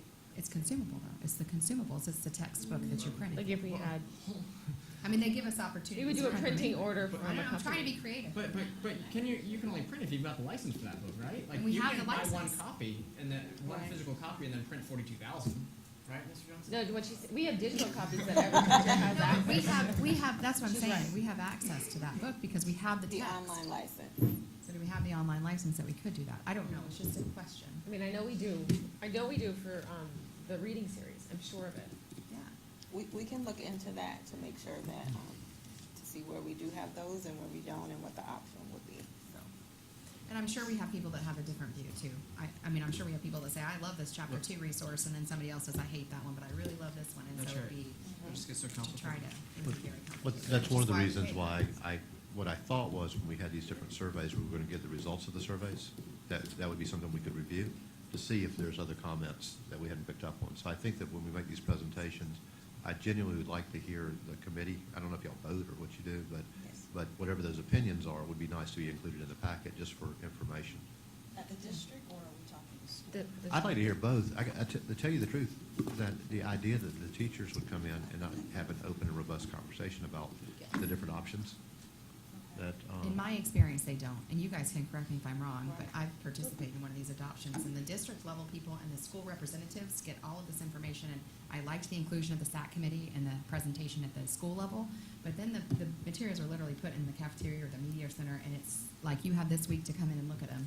And so it's really oh, look, I really like this one has a lot of pages and pictures, and my ESOL, I mean, you should see the list. It's got, are the ESOL accommodations good? Is there integrated content? Is there this? And there's no way that an everyday classroom teacher would be able to put in a ton of time on every single adoption that comes before them. So I feel like the school level review of the text isn't as beneficial. Well, that's not exactly what I was talking about. I was talking about the idea that particularly as we're having this conversation about consumables or not consumables, Yes. that they would have, that's what I was speaking about, they would weigh in on. You So- have to ask them to do that. So, well, the thing is that they didn't know that conversation is even Right. an issue. That when they went in, they found the best textbook. Right. And so now we're saying, well, I'm sorry that you like That's that right. one, but we can't buy it because we don't have enough money for That's that.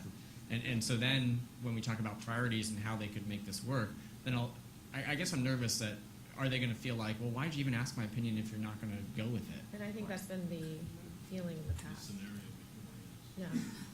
Yeah. And we're recommending for adoption, right? And sometimes we have done a purchase of adopted materials over several years, right?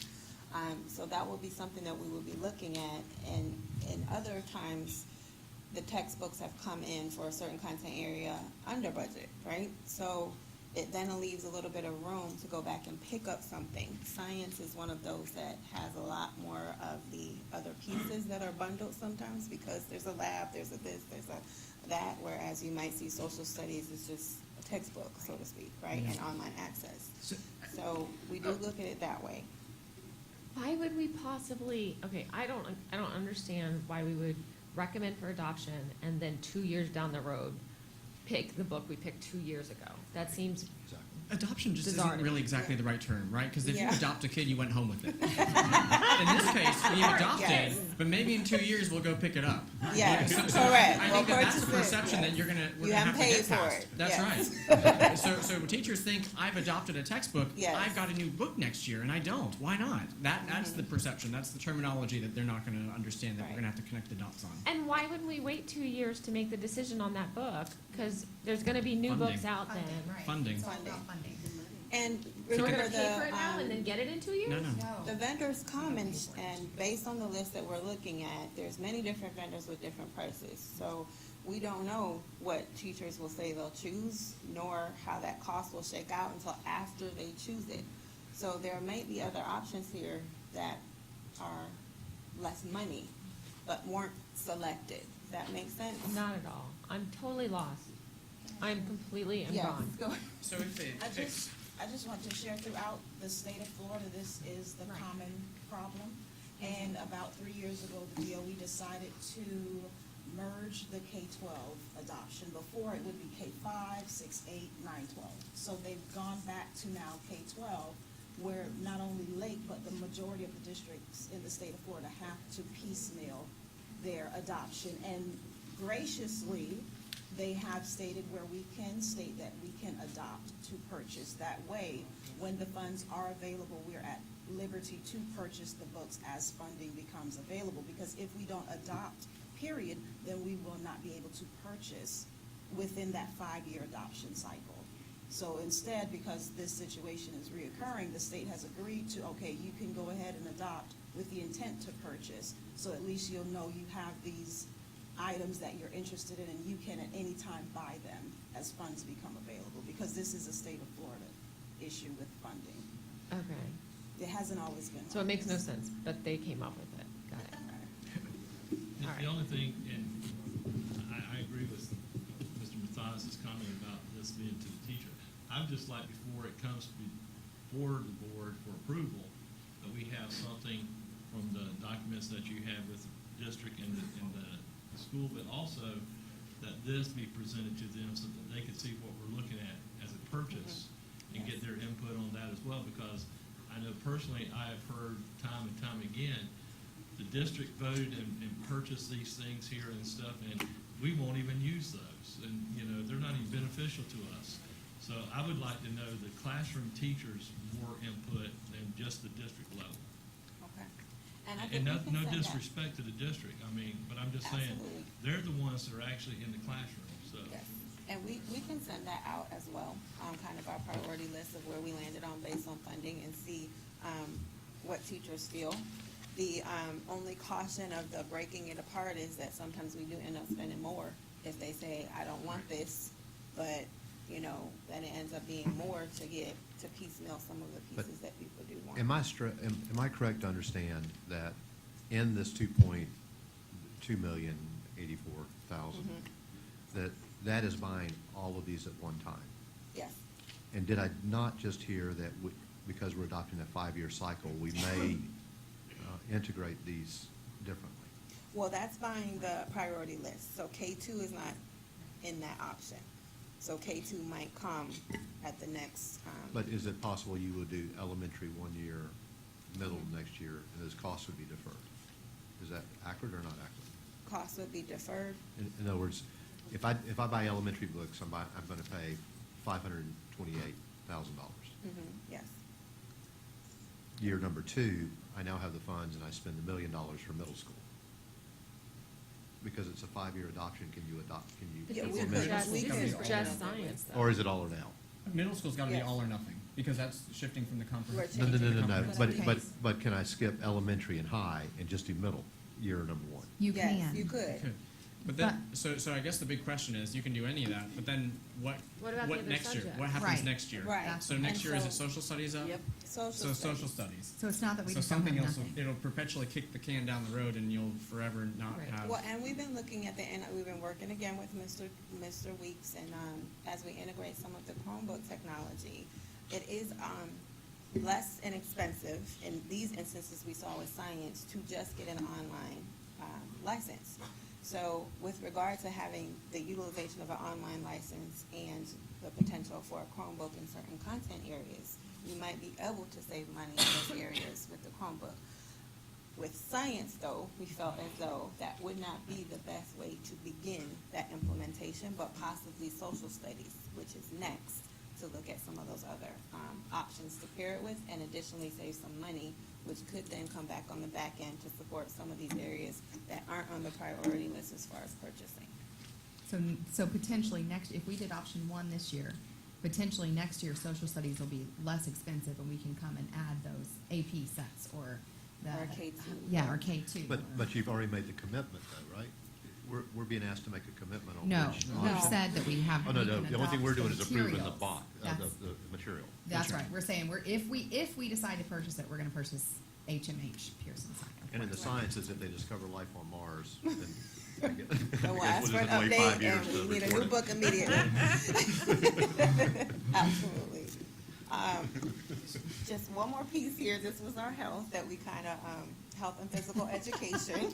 There was an option if we went with everything, and then there was an option if it was just middle school. And then our final option, which teachers felt like, I'm okay if we don't need to move forward. And so we didn't look at any potential fiscal impact for health and physical ed K-8 right now. Option 3 is looking pretty good. Yeah, looking pretty good, right? Well, and that's all inclusive in that same 2-point-something million that you would have available, that would come into that as Absolutely. well. Yes, it's So part of it. you made a comment earlier that the health has not changed Right, in 11 years, so we could stay with what we have and continue and not, right. okay. So, Right. so getting back, one more financial question, make sure I got this. So if we were to hypothetically do option one, that's $2 million, then we need another 1.3 for the consumables, that's 3.3. But you've said there's only 2.2 potentially available to us in this line. Did you say there was 700? Around 2.5 to 2.7, and then about 700, Seven about left a little over. less than 700,000 left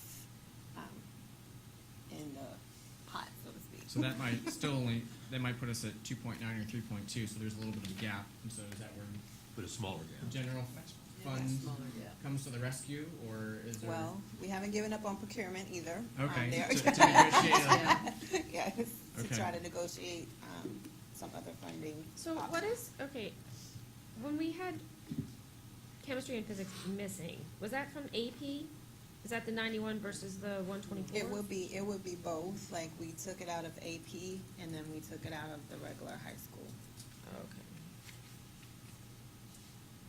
So we would purchase biology and environmental for high school and also biology and environmental for the AP courses. So how are the books holding up, these 10-year-old books? They're hardback, majority. Well, middle school is hardback, and then interactive science, K-5, that's the consumable that they get every year. And high school. Yeah, the they're all hardback books, hardbacks. but they're still 10-year-old hardback books. Are they Yes. holding? Yes, What, they keep them in the classroom? they do. They keep them in the I know. classroom. 10 years of taking them home in a book bag. And they all have a textbook storage on their campus too that they made. Well, you might have just highlighted another issue. How do they study if they keep them in That's the school? issue I was just going to say he What's it highlighted. online? Well, There's an online text. I can tell you from experience, books not going back and forth makes them home studies very challenging. Well, Just each not everybody has individual Wi-Fi. student has a book. They all have a They book. all have a book, but it's in good condition. They're hardback books, so we haven't had any issues Okay. with the books tearing or So it's not a classroom set, repairs. it's every Right. child. Every child has a student book, gets one. that's school Okay. board policy, yes. So they don't keep them at school? Oh, they do in some schools, because some schools have a no backpack procedure, and so the kids leave them all at school.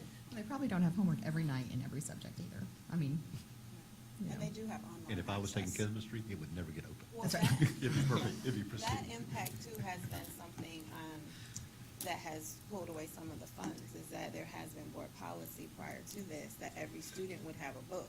So with regard to that, that's a purchase for every student as well as sometimes the class set for the classroom. So if we have looked at options to be able to say there might possibly be some subject areas where there could be a class set of books, or you have a class set of books and just online access for students, because it does quickly consume the funding based on our board policy. The biggest concern I have is for the advanced placement, that disparity between the two options, because our young people, when they go to college, need to be ready. And chemistry and physics are pre-med requirements. Yes, they are. So are we hurting our kids? I don't know. That area I'm concerned about. Do they ever use their AP budget to buy AP books? Yes, and they are using partial AP funding for purchases. So this is We just the included- district's obligation on this? This include, or this 124, What's the policy? We were purchasing the environmental and biology from the instructional materials dollars because we were going to purchase for regular high school. So we lumped that together. There is some AP funding that's available, it's not much, that they can use for additional AP options. So that can be brought in to go ahead and do the physics or the chemistry based on where their funding is as well. But, and that's something that's happened historically. I hate to just set this new precedent and push some Yes. burden onto schools and say, oh, surprise, this year, not only did you launch the startup of a capstone and consume most of your AP budget, but now we're going to ask you to buy books out of that funding too. So I don't want. But with option one, right, that says we're spending 91,665 on AP, and then the total, if we got it all, was 124,000. So it's a what, $30,000 disparity, and then if you divide that by the 7 high schools, I mean, Yeah. conceivably $5,000 for their AP text wouldn't. I mean, I don't know for a school budget. I don't want to speak to them, but Yes. okay. So it's Watch not. ours. If you just look at 4,000, it's not as heavily. Exactly right. Okay. No, that's sort of the point. And for that little bit, are we hurting our kids? That's all I'm asking about. Yes, and I think knowing once the funding comes in, if we would take care of every course for biology and for environmental, including the AP, that does leave us the flexibility of when AP funding is determined Right. to be able to pick up those other 2 courses if funding allows. We don't believe funding would cover all the AP courses, hence we package them into the science K-12 adoption. Is this the Okay. end of your presentation? No, I know it we stopped is. you. We are looking at moving the prioritized funding materials this month, bringing them here to you, and then taking a board item for recommendation of adopting these instructional resources, determining a possible approximate fiscal impact based on our dollars, and allowing us to prioritize and get some additional information or survey maybe from the teachers with regard to how they want that to look. And then we would order instructional materials during the month of May because we have to get those orders in. You're talking about a large number of resources so that they would be here between June and July, can be cataloged and tagged, and then available to teachers for August so that they can begin their training on those new tools, resources, and materials so that they're ready to go before school starts. So, What about, I just saw Francis walk in. What about the science-based CTE resources? Like, I know there's like agricultural technology, for example. That's a science-type class. yes, CT is a separate adoption. Okay. So it they have has a different. All cycle. others, okay. Yes. Okay. And then will the online availability of the teacher's edition be provided in May when we approve and purchase? They can start looking at that over the summer. I know that we've Is done that that in the available past. in Just- May? They would accommodate. Okay. Yes, yes. Great. Okay. All right. Any thank other you for your questions? time. Superintendent? Okay. All right. Thank you, ladies, very much. All right, Mr. Weeks, I know I saw you back there. We are at Instructional Technology Roadmap. Do you need a 5 minutes? Yeah, we're going to take 5 to transition. You were taking it.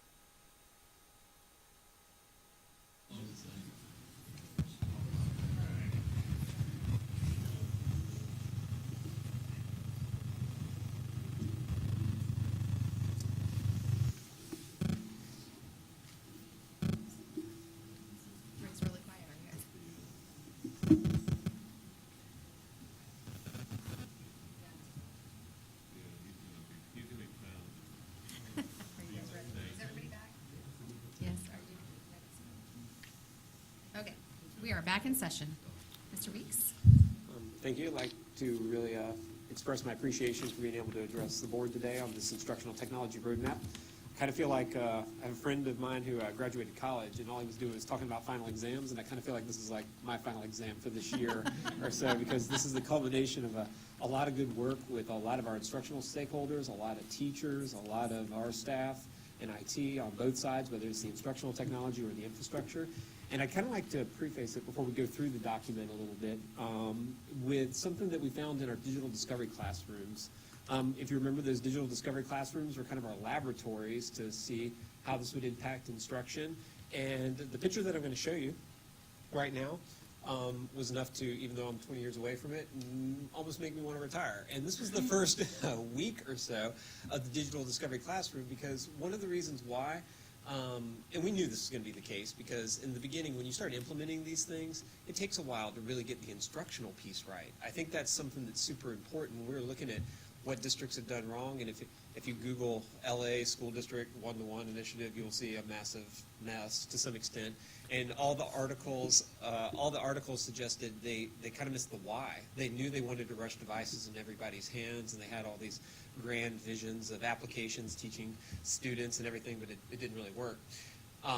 With that said, this was the first week or so, and this was kind of like the deployment week. They're getting used to the devices. But in this picture, I think one of the things that strikes me is that the students are in rows.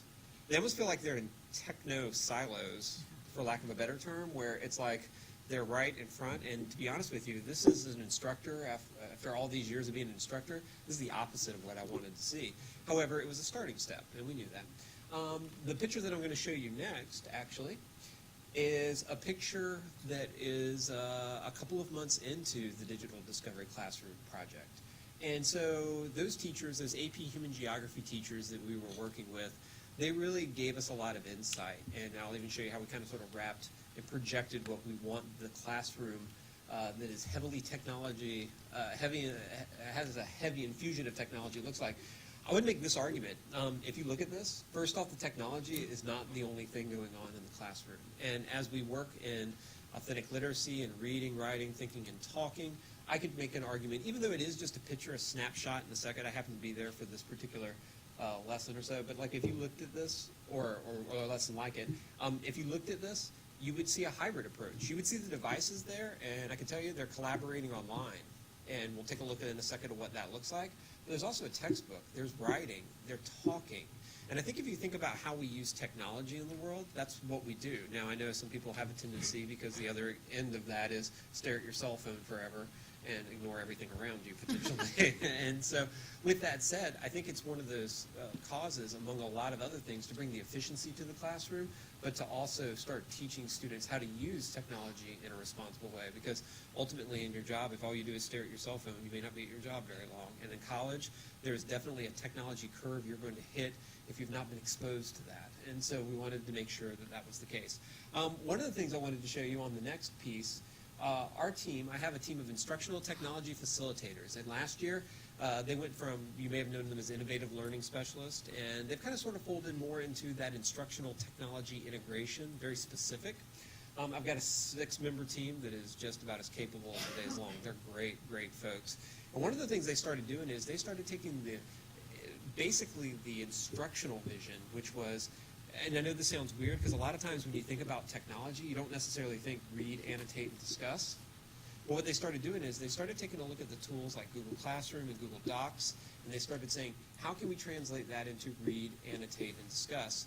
Now, I will tell you this, is that technology has to, if we, and I say this all the time, if your technology actually burdened you, if it was 10 steps to do something with your technology and only 3 steps to do it analog, then you would never use your technology, because that's just not how technology works. The question is what boost are you going to get out of technology? Like, what are you going to get out of technology that makes it better for the teacher, makes it better for the student, so on and so forth.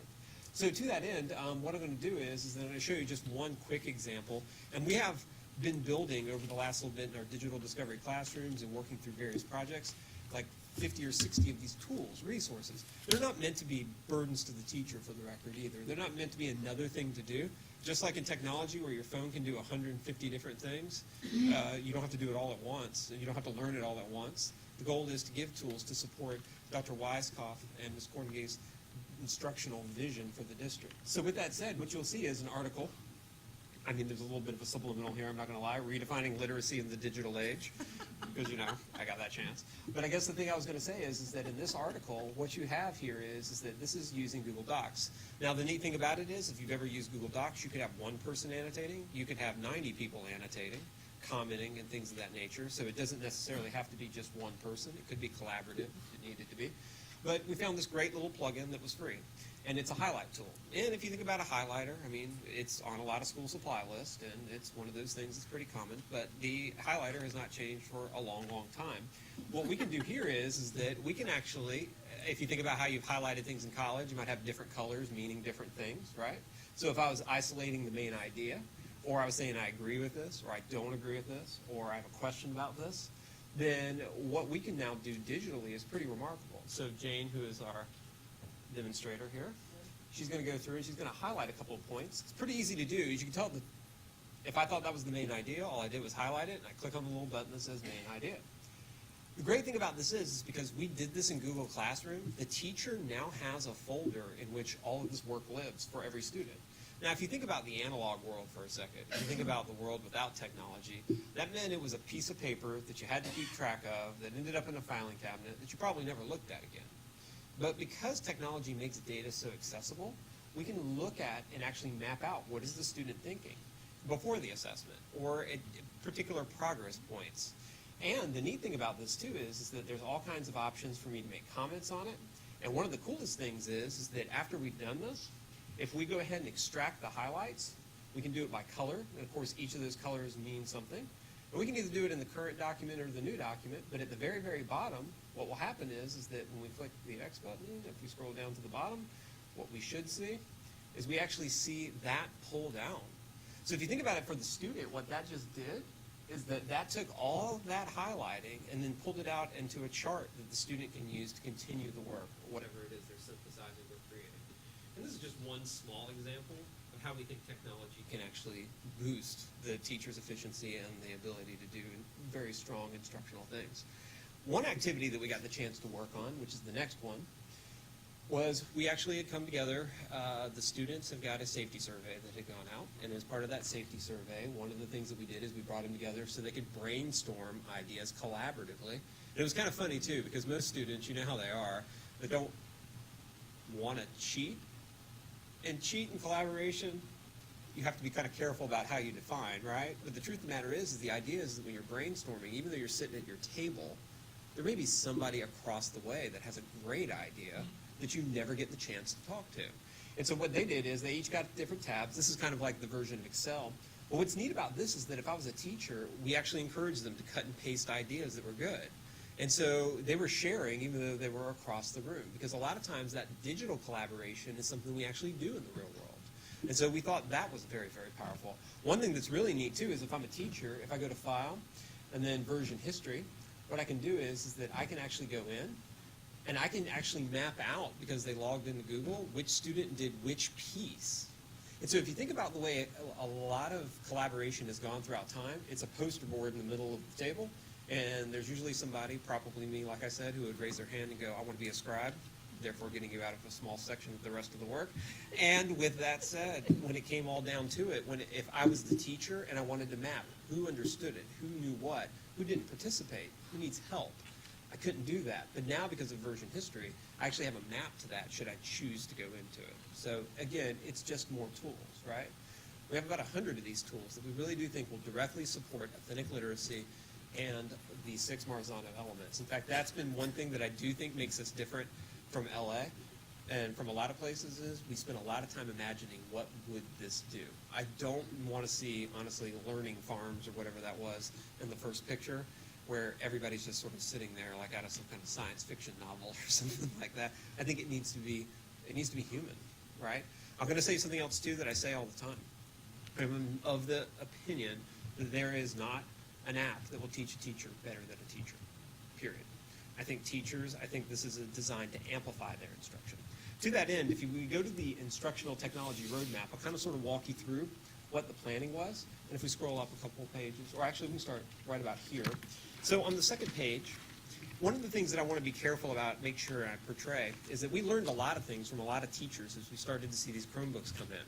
We had these Chromebooks come in, and like I said, we're about 2,400 Chromebooks strong at this particular point. So they've started to have an impact on instruction. One of the things that was interesting is that we wanted to we talked to students, we talked to teachers, and on this first page, I'm not saying this is what a student said. This is kind of a combination of voices, but it allowed us to backwards plan. And what I mean by that is we started thinking about what should the students' life with this technology be like? Because I think that's really important for us to engineer it that way.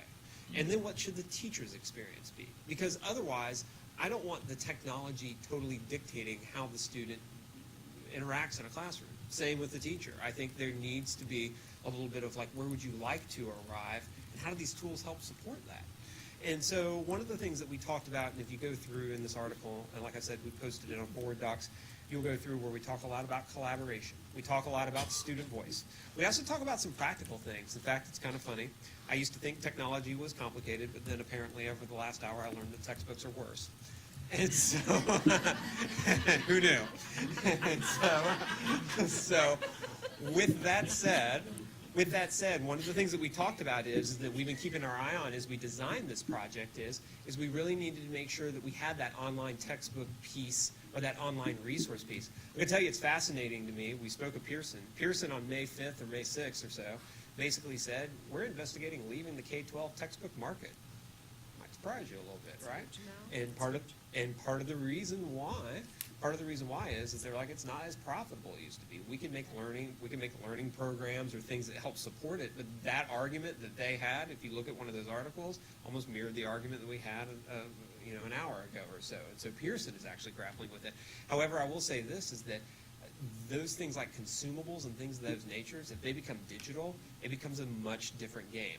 I wish I could sit there and promise you that they would get cheaper. They tend to not necessarily get cheaper. They get a little bit cheaper. And we'll talk about that in the funding plan and how we've kind of allocated based on what we thought. But it is interesting. It's funny. We tell our students all the time to be responsible. They need the tools to be responsible. They need a calendar. They need something that dings when they have a meet or something like that at the end of the day. They need to know when their assessments are due. All of that type of stuff I think is super important. They need to learn to collaborate with each other. They need to learn how to collaborate with each other in an accountable, using an accountable method, right? And so in life, we have to collaborate with each other all the time. In work, it's not enough to just do it and say, I like this, I don't like this, or that's dumb. We have to be able to learn how to do that professionally, and I think we owe students that skill set. The teacher, too, we also wanted to talk a little bit about that, which is the next page. On page 4, what we talked about is the key word you see us use all the time is how does this technology allow the teacher to be a facilitator? How does it keep me from having to be up in the front just teaching and hoping it sticks? And with this group collaborative environment, knowing as a teacher, and I taught seniors for many, many years, and I'm going to tell you, like, watching collaborative projects was some of my favorite things to do because I could see the real-world skills blend in. And I would make the argument that wasn't exclusive to seniors at all. Like, I think you could push that way down as far as grade levels go. But to me, the part that is interesting is that how do we get a tool in the students' hands, and how does that reshape the classroom to the teacher? By making them a facilitator, by actually giving them additional resources, by having the efficiency instead of having to run off a bunch of copies. And I know everybody's been trying to put a silver bullet in making copies for decades at this particular point, right? Like, we're going to go paperless next year, right?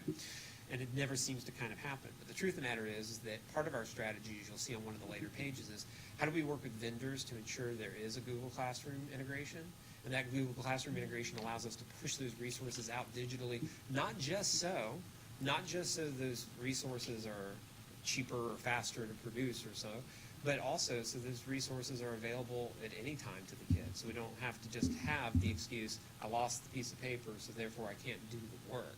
And so again, I'm looking for those opportunities to increase. However, with that said, that was kind of the Imagineering. On page 5, when we go through this for a second, this is probably the page that we had to make sure was squared away. I know in the last couple of meetings, one of the things that we talked about is that, like, the plan. And to be honest with you, we felt like we had to get a couple of pieces on the board for it to work right. One is that the management had to be right. And what I mean, the device management. Like these mobile devices, we had to have something in place, and it took a little bit of time to build. Something that we're working on as far as communication goes is that there's a group of people who are some of my heroes to some extent. They're known as tech cons. You may know them if you've ever been out into a school. They're the people who help keep the technology afloat, and that is a full-time, part-time job, if you get what I mean, because it's a supplemented position, but they're doing it, and they definitely help us with that. We started communicating with them last month. We've had 2 monthly webinars, and we give them an email a week of letting them know what's on, and they're appreciating that communication. We've been working to build as many bridges as we can, and I think it's been great that Dr. Weiskopf has allowed me to be a member of the Transformation Cabinet, because we're there with the instructional folks, making sure that what we're doing doesn't run counter to what they want, right? And then, of course, the training. Our 6 trainers have actually gone out, and we'll show you some metrics, some quick metrics on how much Google training we've done, and who knows how much else. But here's where it gets fun. Starting on page 7, this is the elements of the roadmap. So one of the things that I think I've shown a couple of times, and we'll talk about probably maybe in detail here, is that I am a big believer that whenever we're picking applications, it doesn't need to be where we have all these mismatched things. If I think about it, the first thing I think about is the teacher. I don't know why that's my default setting. If I have 4 million different little applications running around, it means I have to log into 4 million different things, and that is a huge barrier to adoption, to be honest with you. Like if I have to go log in here and log in here. Now, I will say this, is that what you're seeing in 2017-18, because I was relatively new, because it started on May 27th, is that we had a lot of applications. And so obviously nobody comes in May as everybody's getting ready to leave and then starts daggering applications and saying, let's examine this one, look at that one, things of that nature. And so we did it. And so what you're seeing is in 2017-18, it almost looks the same as the beginning as it does at the end, and you'll see stuff on there. I want to bring a couple of sections of this up, if I could. The blue section you see up there is known as the Learning Object Repository, and we had a discussion in the last little bit about Safari Montage, and so we'll talk about that in a second. And then on the assessment, I found this to be the quickest potential opportunity here, as we had Eduphoria, which was given the LSAs. And we also had Decision Ed, where people were pulling data out of, and iReady still floated out there as well too. And I know it's going to sound like it was counterintuitive. We actually added another application, right? We added Performance Matters. But it was, if you think of this as a fish tank, kind of what we hope to be the piranha in the fish tank. And what I mean by that is it would be the fish that might eventually start eating some of the other fish. Maybe I had a bad childhood or something now that I think about it. That's not how I ran my fish tank when I was a kid. But anyway, long story short is we had a lot of opportunity there to add something that we thought could consolidate down. In fact, we're even going to bring some more processes into that, which we'll talk about in a little bit, like MTSS and things of that nature. In that red section, we had the learning management systems. We had Edmodo, we had Schoology, and then we introduced Google. And we'll talk a little bit about that. For the productivity or the collaboration, we introduced Google Classroom. And again, I will say this, and I'll say it 100 times to anybody that listens, nobody in their right mind would ever dagger Microsoft Office, right? Because everybody's been, I don't know, they've had a good 20-something years to rehearse that at this particular point as far as... Yeah. But with that said, what we are talking about is the instructional piece, and I think for the students, this makes a lot of sense because when we install Office, it really brings down a machine sometimes. And so we felt like Google was the right platform potentially. Skyward is our student information system, and the digital tools and contents are kind of our platforms, and so none of that changed. However, in 2018-19, what we started to do is we started the process of flattening it. I will say this, is that ecosystems, especially instructional application ecosystems, take years to get there, and so you don't want to undo them in like 9-10 months, right?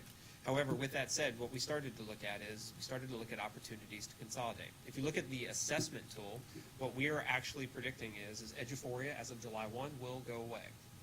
Basically, what we will do is we will bring Performance Matters, and right now, one of our side jobs is that we're implementing Performance Matters Phase 2 with all kinds of speed at this particular point. And with that said, Decision Ed is still there. However, in fairness, like it's only because we had contracted for 2 years. We still have some gap to bridge, but it's ours.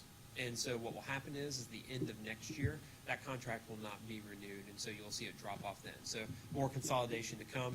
We left it on there because there are some legacy reports people pull from, and we're going to need to engineer that either out of our data warehouse or out of Skyward in the next little bit. And like I said, we had paid for it.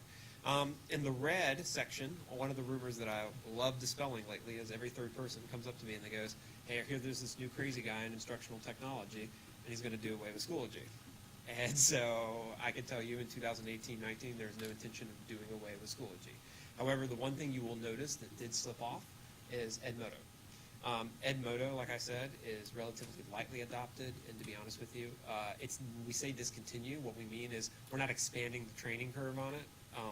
Basically, it can continue to exist if a teacher were to elect to continue to do it, but we'll do our best to get them converted to the gospel truth of Google Classroom if we can in that particular case. But with that said, Edmodo, we just won't officially be launching school-wide trainings into it. And as far as the support would lighten considerably. And so with that said, we looked at usage reports, and the usage reports were trailing off. I mean, we were almost down to like 15, 20 heavy users across the district as of like the last month or so. I think it's just a natural. When's our contract on that? It's actually not a contract, it's free. So I wish I could say I was saving you a big, like pull out a bucket of cash and go, hey, here, it's free 99. So unfortunately, at this particular point, there's not a lot we'll get out of that. But I will say this, this is a good point. Every application, even if it's quote free, is a lift on resource, right? Because it's something that has to be trained, it's something that has to be supported, and so I think that we do get a little bit of a bump there. Skyward is still there, and the digital tools and content are still there, and so really that's what you see what we're going to do. I'm going to put an asterisk too. I want you to notice the Apple in 2018-19, and you may notice it goes missing in 2019-20. I'm going to put an asterisk in that because I think this is super important to declare. The one asterisk in that is ESE. It is super entrenched in ESE. I've had some great conversations with we had an instructional technology facilitator go to Lake Hills. I've been there twice during the principals meetings. It is going to be very, very difficult because it is an essential platform for their adaptive technology. However, I will say this is that when you talk about bringing in massive amounts of iPads for the just general student issue, I do see it kind of eventually phasing out. What I would like to do with the Apple products or the iPad product is, it is a little more expensive. They did cut the price not too long ago. I do think that the ESE need is essential, like just period, right? However, with that said, I'd like to scale it down, and I'd like to kind of sort of rework how maybe it's being managed in the next little bit to give it, because right now it is a bit of a headache. We chase Apple around with an invoice saying take our money for an app, and their mechanism is mostly mechanical at this point, like machine automated. It's very, very difficult to administer, so we'll probably try to fortify what we're going to keep left. But yes, as you noticed, that would be something that would be there. We do think we have 3 paths for that. If you look at 2019-20, so 2018-19 has really been set into motion. So really what I'm talking about is contract renewals, if you think about it. But in 2019-20, one of the things that we will start doing, and we'll probably actually start doing it in 18-19 as we get deeper into Google integration, is in the Learning Object Repository is we'll introduce YouTube. YouTube's management is incredibly, and you'll probably start to see movements towards it, is incredibly difficult. It is a one-off, like, Google product to some extent. They bought it after they had already started their work in, like, Google Apps for Education. And so you sign in, even though you use the same sign-in, you have to sign in separately to it. It has a whole bunch of agreements under U13 to make sure that the students aren't getting restricted content. And there's a little bit to untangle there. But you're going to see us start to introduce it fairly soon. Safari Montage has an E because of its cost. I feel like we owe it to the district to evaluate every piece of every application that has that cost. And so what will happen is at the beginning of 2019-20, well, actually, let me rephrase that. I'll tell you a little bit about how that's going to go down. It's probably starting in the fall of 2018. What we're going to do is we're going to have, this is a roadmap, meaning this is a general direction, right? There are a million little details, of course. And we think the stakeholders, specifically the teachers, you might be surprised with my take on this. I actually think there should be some student input as well. Need to help drive some of the particulars. And so when it comes to these applications of whether they stay or whether they go, I think that stakeholder input needs to be considered. So when I talk about evaluation, I am talking about that. But that product would be evaluated in 2019-20 to see if it would continue, if the adoption were to be there. But I also, too, am mindful of the last board meeting where we talked about some infrastructure things. We need to make that decision early in 2018 because if there's any transition plan that needs to take place, it needs to be orderly. It doesn't need to be that we turn it off on people in April if we can help it. So with that said, we'll talk about that. After the meeting, it was brought up to me that news, like, because you mentioned YouTube being a heavy lift, that news at some schools is being handled by Schoology. Could be. The good news is that any site that you have that can securely store a video file, which is a pretty flat file at this particular point, could potentially be used. Schoology, I'd have to look and see exactly specifically what they had done, but it may be possible. I think it's all about us, kind of sort of investigating that. But again, just in my past experience, the one trick that you have to take a little bit of look at is how they're producing those video files to go up there. But I would make the argument that if we had some time, I think there could be a potential transition that would be easy to engineer. And I think the other thing too is when we looked in there are some users that are really using that content piece, and I think we need to figure out how that all fits in. But no, I think I think you have several options, but I do think that's one of the reasons why that decision needs to be made kind of early in 2018-19 school year, because you don't want to engineer it in February, and everybody's kind of trying to finish the school year up. Assessments coming. There's all kinds of stuff. So on the assessment tool, you'll notice Decision Ed goes away formally. And what we will be doing is, and I just want to make sure that we're clear on it, like it's not a predetermination, but I did put, because Schoology right now is running about $80,000 a renewal, I do feel like it makes sense for us to evaluate that for the 19-20 school year, using that same group of stakeholders. Because if I think about those two applications, I'm talking about a combined total of about, well, right now as the bills stand, about $177 or so. To me, that seems like we should evaluate those. We can evaluate other technologies too, but almost everything else on there, I won't say is free necessarily. But the one thing I do know is that like right now, I think it's important to note, it's hard to predict for 5 or 6 years. You know what I'm saying? It's almost like you got to get to 2019-20, take a look, make a decision, hit that decision point. Then in 2020-21, then I think we've got to do it again. And I think we're always going to be reevaluating. I know I wish for technology, I know one of the things that's difficult for people who are doing budgeting or otherwise, it's just a hard life in technology, is they go, we just spent this money 4 years ago, what happened? Like something kind of went wrong. But sometimes the technology these days, as we know in our personal lives, is a little more consumable by year. It's one of the reasons why a lot of those companies have gone to almost a subscription service, is they know you might not like that magazine this year, so you shoot to the next one. You might not like this service next year, so you do. I think we have to minimize that. I think we have to call the shot years in advance. I'm not for jumping from platform to platform by any stretch of the imagination, because it's a huge conversion and lift on the training curve. But I do think we have to acknowledge that there's probably no product that will be there for 25 years. I think those days may be close to it. So on page 10, we talk a little bit about the Google Chromebook. And so I probably beat this horse better than any of the others, because I've, like I said, evangelized for this. But I will tell you that one of the things that we're already seeing an initial help on is that it was kind of funny. The first day, if you've ever worked on the assessment, the computer-based testing stuff, I have to give the assessment team, Dr. Desjolais and then Paula Wicker over there, a lot of credit, because that's a pretty white-knuckle day the first day all of those go live.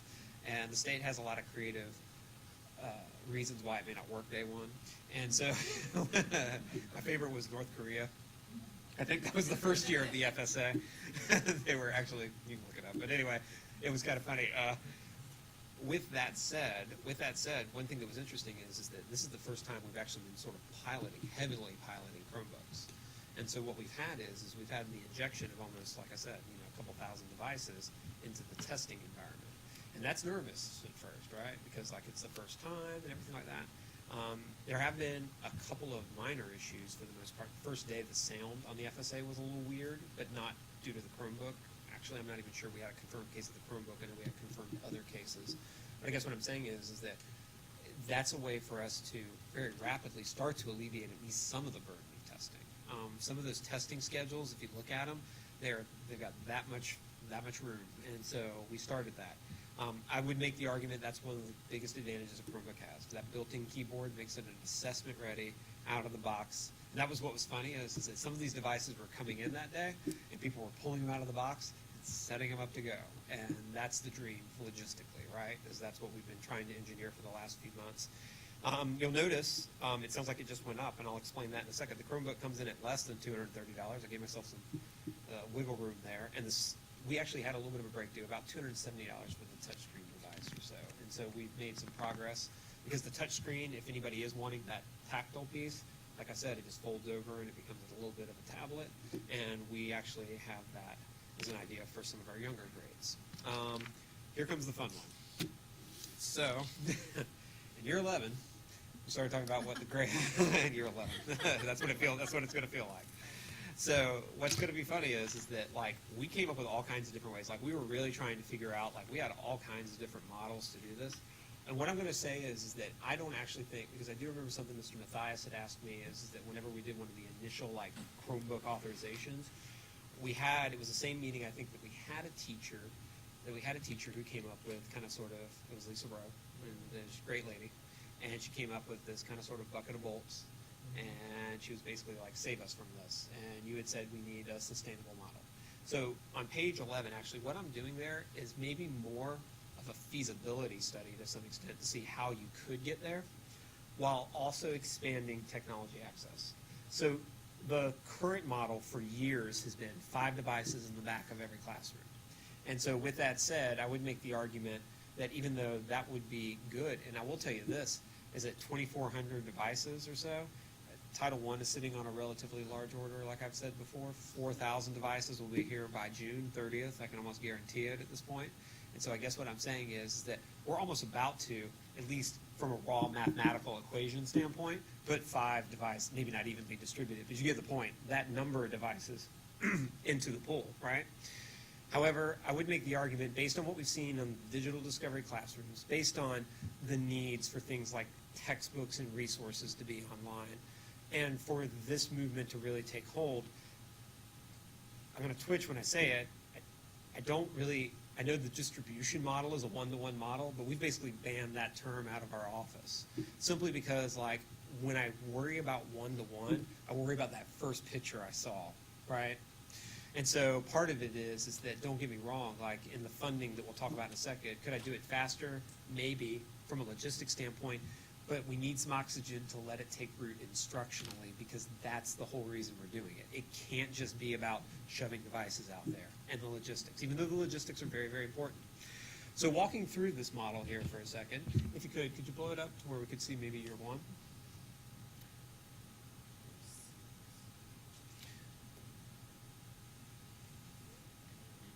So, it's fine. So in year 1, very good. So in year 1, one of the things that we were looking at is that the goal was to get it done in from 4 to 5 years. And I'll tell you, I could actually move some things around. We kind of built this budget out modular to where we could move some things around. And I'm going to tell you the assumptions based on this model for a second. The first assumption that we'll look at is the deployment schedule, which I'll talk about in a second, is basically wall-to-wall for high schools in year 1. And then following that up with the next trick in year 2. And then in year 3, we get braver, wiser, maybe crazier, I guess, is that we take on the middle schools. And then we do half the elementary schools and half the elementary schools. Now, I've got to talk a little bit about what this looks like first. So one of the things that, in just my past experience, and all of this is a little bit of malleable, but this was just based on input from stakeholders and talking to people. A lot of people are concerned about screen time in grades K through 2.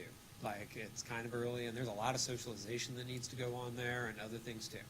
And so what we did is 5 of the touch screen, 5 of those devices in every K through 2. Now, with that said, we're pretty amiable to some things. Now, let me tell you about this. Some schools have already started buying class sets based on conversations with their faculty and pushed them into kindergarten. So that actually has happened to some extent. Some kindergarten teachers are like, no, but I could replace these 5 dying devices in the back of the room. So we had to put a stake in the ground somewhere, and that's kind of where we put as far as the funding model goes. It's a class set of Chromebooks for grades 3 through 5. So basically what we do is that I want to think about this for a second. I know my mind does this too. I go back to the old days of moving computers around, because I did that for a lot of times in my life, right? And I think about what a nightmare that is. This really is like issuing textbooks, to be honest with you. They sit on a shelf, you grab one, there's no tech work done to it, and if it doesn't work, which I'll talk about in a second, you hot swap them out, right? Because it is radically different in that respect.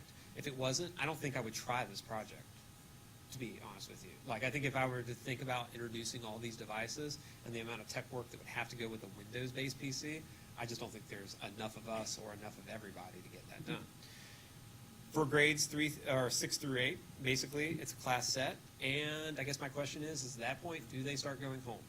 I will tell you, I've done a take-home junior high from the place I was from. You might be surprised at the break rates. The break rates, you would think, I don't know, 82%. Not that. strangely enough, you have a weird curve at the very, very beginning, and Christmas. Christmas is a great, Christmas when it comes to the life of a Chromebook is a little bit of a challenge. You have to logistically outsmart it because when they go away for 2 weeks, for some reason, weird things happen on Christmas break. But I guess what I was going to say is that for the most part, the break rate we saw was anywhere from about 4 to 5%. With that said, I'll give you some options in the next little bit of things that we can explore with that if should we go down that model. And all of these numbers build in a 5% reserve. So basically, one of the things that I think was important is that we didn't want to just say, let's buy right to the amount. And of course, I'm using it on this year's enrollment, so there's a little bit of an asterisk there. But that's one of the reasons why you see so much squish in the funding. Yes, sir. Just one question. And maybe I was asleep and this just kind of woke me up. But have we completely abandoned the idea of bring your own device? So let me tell you why I bring, like, in my perfect world, in my mind, yes. But let me tell you one of the reasons. Let me tell you one of the reasons. Let me tell you one of the reasons why. I applaud it, like, first off, for the attempt. Like, I do. And we were wrangled with the same thing. I think one of the challenges for teachers is that teachers have a hard time being technicians on 30 or 20-something potential different devices. And so all of a sudden, I'm going to tell you, it is very, very difficult. And with that said, it bridged a gap. You didn't have to justify it. Okay, I just wanted a yes. Well, but I do want to honor their work because, I mean, I do think it's important to honor their work just because I just think it puts such a burden on the teacher when all of a sudden you have this Samsung phone versus this iPhone, and the activity I'm trying to get you to do isn't working on this, and all of a sudden the lesson, the instructional momentum slams shut. So yes. Okay. So with that said, here comes the interesting part. I looked to Lake County for this next part. If you look at the funding line for a second. So this idea had crossed my mind before, and I was like, wasn't sure. Just hadn't had much experience with it, to be honest with you. And so you actually do have a one-to-one school here in Lake County, which would be Lake Mineola. And so what I did is I went out there, and we had a great conversation with Linda Shepard. And as part of that conversation, one of the things that we started talking about is, it's like, well, I get how you can do it in the beginning of a school when a school starts, right? Like, I understand that because there's capital money. But the big challenge in all of this is always going to be, it's just always going to be, can you sustain this past year 1, year 2, year 3, year 4? And here's the trick of technology. I'll go ahead and give you, like, and you know, I mean, then what happens at the end of the 4th or 5th year when the technology might have changed? And so now you've got to start bringing in or phasing in more technology. I said, how'd you do it? And the first thing she said, which I had heard whispers of but wasn't sure until I got all the details, she said, I have a fee, a technology fee. That's how we made it sustainable. And so what does that do? It keeps for the maintenance, it keeps for the upkeep, it keeps for all kinds of different things. We asked her about 1 million logistical questions. Now, I know in my experience, but I was interested to see how did it work out in Lake County, right? What happens when one breaks? What happens when, how do you support this? Now, to their credit, they're doing excellent work, but they have a jigsaw device model. And what I mean by that is they've got some older iPads, they've got some HP streams, they're looking at Chromebooks, and they're looking at even converting some of their streams potentially into Chromebooks. But I guess what I'm saying is that they've had to keep that afloat and keep it self-sustaining because what happens is that there is a little bit of an expectation. Had it in 9th grade, where to go in 10th grade, right? And I will say this is that I think there is a great opportunity where they've adopted Schoology heavily, where we could see some of this instructionally really take root. But we did look at that fee. So the answer, or the question probably, maybe the question and the answer, is how much? And so what we did is that we looked at a fee, and this is scalable to some extent. And I also want to, before I give you the dollar amount, I sound like a car salesman, before you act now, the thing I was going to say is there is something that I think is important enough to put a priority on is what about for students who couldn't afford? And so what we looked at is what other districts had done where they had almost built, for lack of a better term, almost like a scholarship or an application process to help defer the cost. But what we did is we looked at a cost of $32 a year, $16 per semester. And you're going to be like, why a semester? Because we can't necessarily roll out 4 of these and get them to instructionally stick all in one semester. Like in 1 month, we have limited resources to make sure the instructional piece happens. So we would stagger them semester. If you get what I'm saying, there'd be a phase 1, phase 2. We didn't want anyone to pay for anything they weren't receiving service for. But I guess what I'm saying is at $32, what we see is that technology fee contribution helps to contribute. Something else too, before I get just going down the line items, is the instructional materials contribution. We didn't want to take a lot of their money. As you can see, there's, quote, a lot of money in instructional materials till you actually go buy the book, right? I mean, if I sat there and said you had millions of dollars, it's very, very easy to kind of tag that with, my gosh, there's so much money there. What we're looking for is a relatively modest contribution in the beginning, although I think it is something that as we look at opportunities to get these materials digitally, we could slide around a little bit. That's why we built it modular. But one of the things that happened is I believe it was back in February or so, the DOE sent a memo out, which Lake County signed, which gave flexibility for instructional material money to be spent for devices. And so that's the first time that they helped start kind of sort of loosening that. And so our theory on this is that we could leverage that money. Now, as you can see in the first year, the other thing that we did, because we just couldn't in good conscience necessarily not have a full plan.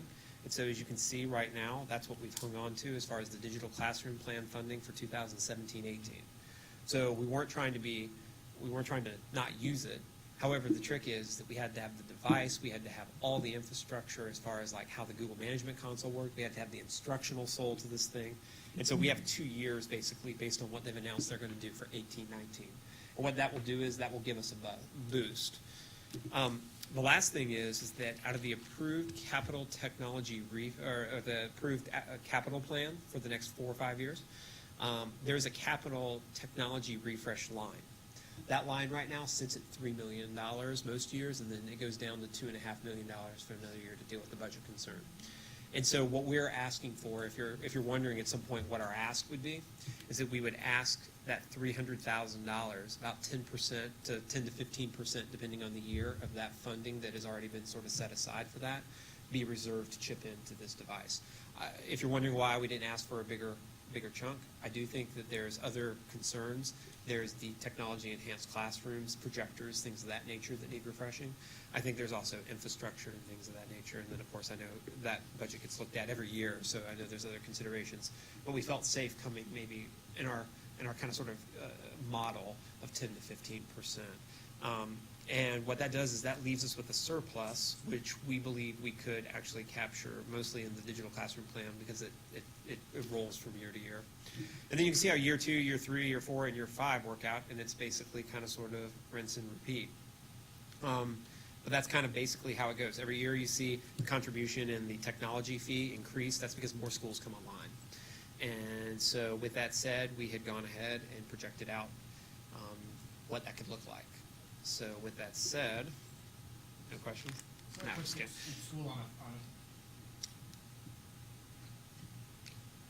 So that puts each school on a 5-year refresh? It does. So effectively, I guess one thing that I would bring up, and you may be wondering why, and it's how I live my life, but it's also too, there are some contingencies. The hard thing is in education, if you waited on the stability of funding from Tallahassee all the time, you would never plan any multi-year project, right? And so one of the reasons why, if you look at year 5, we're actually sitting at like a $1.8 million like cushion. That's probably, we can adjust that as we go. But part of that was based on the fact that, like, if we needed to leverage into a new technology, we can leverage into year 1 with the new technology. And I can't predict the future in 4 years. I can guess based on the way the market seems to be going. But the truth of the matter is, if for some reason there's something better out there that fits our needs better, but it's more expensive, we do need to be able to start considering that. So yes, you're exactly right. This is basically to determine, my goal for the board is to provide a stable bill, or at least a stable outlook, as best we can for what needs to be budgeted for technology, instead of kind of the old potential paradigm of we spent 4 years ago, we spent a ton on it, why do we have to spend more? Yeah, I was wondering about that cushion there at the end, because the cost to fund 4 high schools was only 1.2. Yes. You're left with 1.8. So It's then I thought, do other fees or other budget dependencies go away? But so part of that was basically a bit of an insurance against the DCP funding, which you'll see right now if we're just holding it at current levels. Yeah. Which, I mean, it did dip a little bit, but I kind of got an explanation that made me think it wouldn't necessarily. But if that were to go away for 2 years, the project would still be feasible. And my only concern would be that if the state, and I don't think that is going to go away, I think a lot of districts would really scream at this particular point. It's actually been included in the FEFP. It used to be its own separate allotment or so, and it's actually now included in the FEFP. So I do feel like they went ahead and made it. But then again, like we kind of kid with PICO dollars, it's in there. It's just a flat zero, right? So at some particular point, that might be a thing. the one more question, the tech fee. You say it's in schools where the where a device is available to every student. Does that mean where it's a one-to-one? So for instance, elementary, the K2, that's not one. Did not include that. Did not include the so- technology fee. So it's only 6 through 12. Yeah, at this The point, it's K2. actually only 3 through 12. Right. And But the fee, so, who does the fee get? that's for the fee. That's The for fee the would fee. be 3 through Correct. 12. And I would make this argument as we get to the elementary schools. I'll say this, like about the device itself. Students, especially if they're issued a device, like I know a lot of times people will come to me and they go, "Hey, in this computer lab, this kid like did this to the keyboard." Number one thing, right? It's a little different when if the kid peels the S off, the kid has to use it every day, right? And so that ownership does feel a little different. And I don't know the answer to this yet. I think right now it seems like a stretch, to be honest with you. But I will tell you this. If you take the textbooks we give students if they go home, then those are way more expensive than this device at this particular point. And one thing that I am sort of sensitive to in the conversation about instructional materials is I think if the device goes home, then the digital copy goes home. Now, the digital copy actually goes home with or without the device, in fairness, if the student has access. And probably the number one question that would come up, I think, logically would be, well, how do you solve the Wi-Fi problem at home? That's a pretty hard problem to solve, honestly. However, when you give the kid a device, their Wi-Fi is in a lot of places, and you do start to bridge that gap. I won't say you solve the problem necessarily, but I guess to me is that in answer to your question, in year 5, we're sort of sitting here in 2018-19 saying that we don't anticipate grades 3 through 5 going home. We have a little bit of time to work that out, but I do almost seriously wonder if they don't. Like, I just do at this particular point, because if we send them home with a $90 or $100 textbook, we're halfway there. You send them home with 2, you're all the way there. So I guess my question, it's a little hard to kind of sort of project that right now. Like I said, right now it seems like a little bit of a stretch, but that technology fee, I think the good news is that in this plan, we don't have to necessarily fully pronounce and solve that. We're not collecting that fee previous to the devices coming here, and that's year 4 and 5. So we can take a reevaluation at that point and determine whether that should be adjusted. I was high-fiving my team that it was feasible. I was actually just very, very excited that giving current funding, and I think one other thing I would say about the funding part is we obviously wanted to take all due care that we could in making sure this was categorical funding that could only be used for these type things, not funding that would come out of the general fund or out of these salaries or things of that nature. We felt like there is money for this and that we didn't want to divert from other priorities in the district. Didn't Mineola being creative, weren't they leasing them or something, or there was They were. some model? They were leasing them. We've looked at that, and so I'm glad you brought that up. The leasing model is okay. These devices have a 5-year lifespan, and so right now, and I'll tell you why the slight increase may occur, from about $211, we're effectively kind of leasing them anyway when we spread it out over 5 years. Like, I guess to me, the thing is that the students there had the option to lease to some extent. This is sort of the same thing. The only difference is we just control like the entire environment. Like we can support it, we can fix it. But I think the dollar amount would come out the same either way at this particular point. I think it's just the advantage of us kind of controlling the fleet. I think the other thing that's good too is that when we talk about support, my vision for this is instead of waiting, because it's instructional time now, like if teachers start depending on this, like it needs to be hot swapped in a fixed location, potentially the media center, and then we need to pick them up on depot.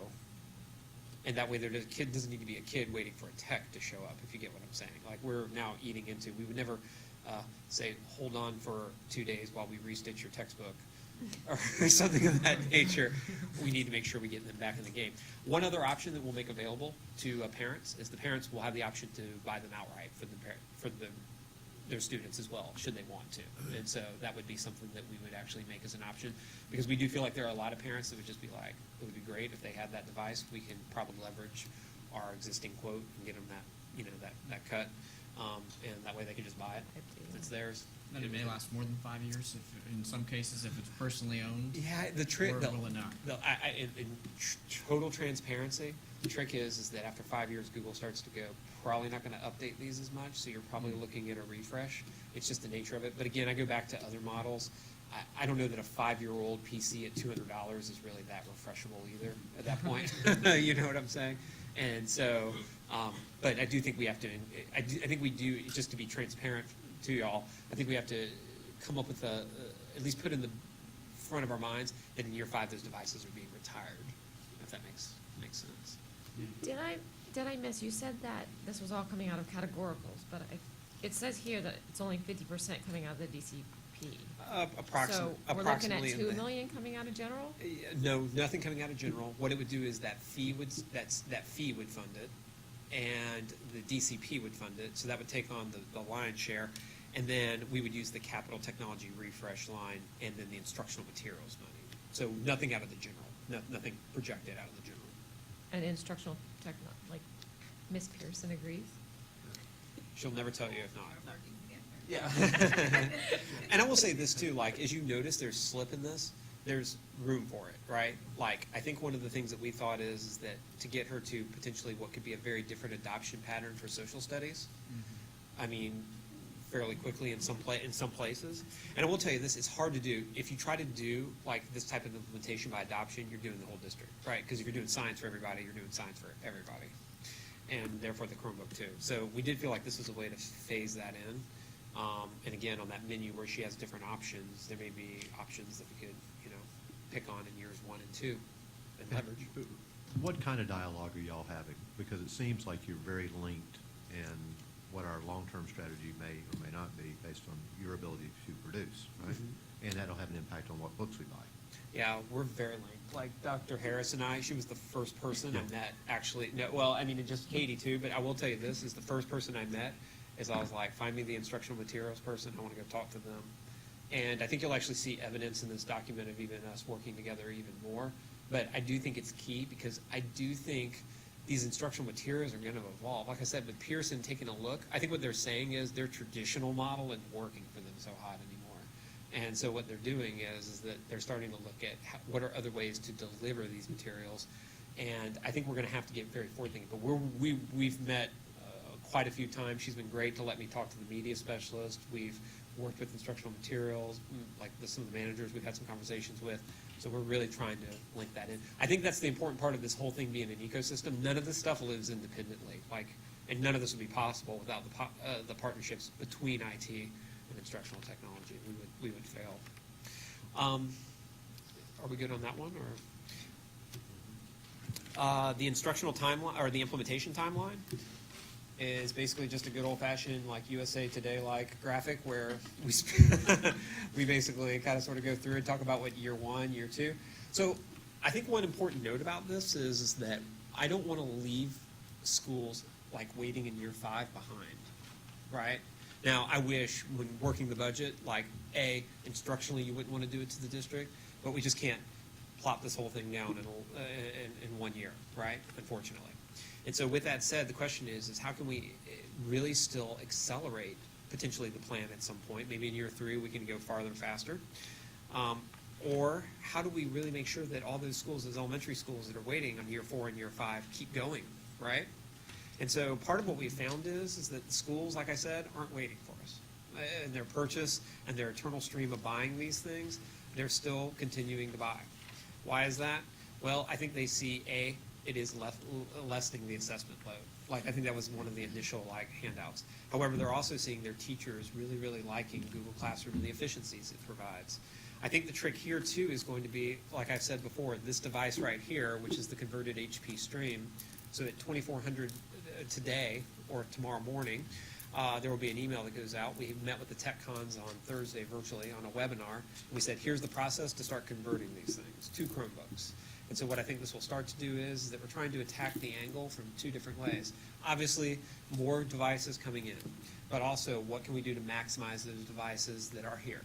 And so for $38 the first year, you can convert one of these to a Chromebook. The next year, it's like $13.50 or something like that. And so basically what we're doing is that we're taking on that problem there, and then we'll start taking a look at the feasibility of other models coming in line too. For now, it'll be the HP Stream 1s, because that's what we have perfected, and then we'll take a look at what other else is there. So I think that combination of what schools are purchasing and then what else is being converted will definitely be there. I will say this device likely won't last 5 years. So it's not like we can necessarily pull that into the pool. And one of the things that I will say is I don't have a good algorithm to determine how many schools are going to buy or how many are going to make it to year 4 or 5 of this plan. And so what I think you'll see us do is that the hope is, as a project manager, your dream is to always finish early and under budget, right? is I think there's a little bit of squish in the devices that the schools are buying, that we can incorporate some of those into the fleet whenever we're going one-to-one, and maybe provide them other resources, because then that frees up resources for other things, So I think that's also important. I think one thing I want to mention here too is that I talked about the price of the Chromebook going up to $230, and you're like, why is that? One of the most important things that I think that we can provide teachers for is that there is an argument, and I do think they need a big screen in front of the classroom, period. However, one of the other things too is that there's this argument that if I get the screen 18 inches away from their face, meaning that if there is a classroom management software, basically, that allows me, if we're sitting and we're collaborating together, and grab Christy's work, because I want to show Christy's work to everybody, and I want to have her explain in front of the class, and then display it on everybody's device, that would be an important tool to be able to have. And as the teacher, maybe I want to take over everybody's screen, and I want to model for them, or show them the instructions. And so we are kind of having a bake-off right now between two vendors, and we're trying to see which solution works best. And we're going to, for the good of sustainability, we're going to add that cost into the cost of the Chromebook. That way, every Chromebook rolls out with that application at the ready. And so when teachers ask us day one, hey, how do I manage this new environment of mine? We've got tools at the ready to help support them. So I think that's kind of an important piece. Page 13. It gets faster from here, I promise. Page 13. I know, it's lunch, right? So on page 13, this is another fruit of our talking with instructional materials. One of the things that we did is that this talks about things that are going to be very, very important to make sure it works on the Chromebook as well as it can.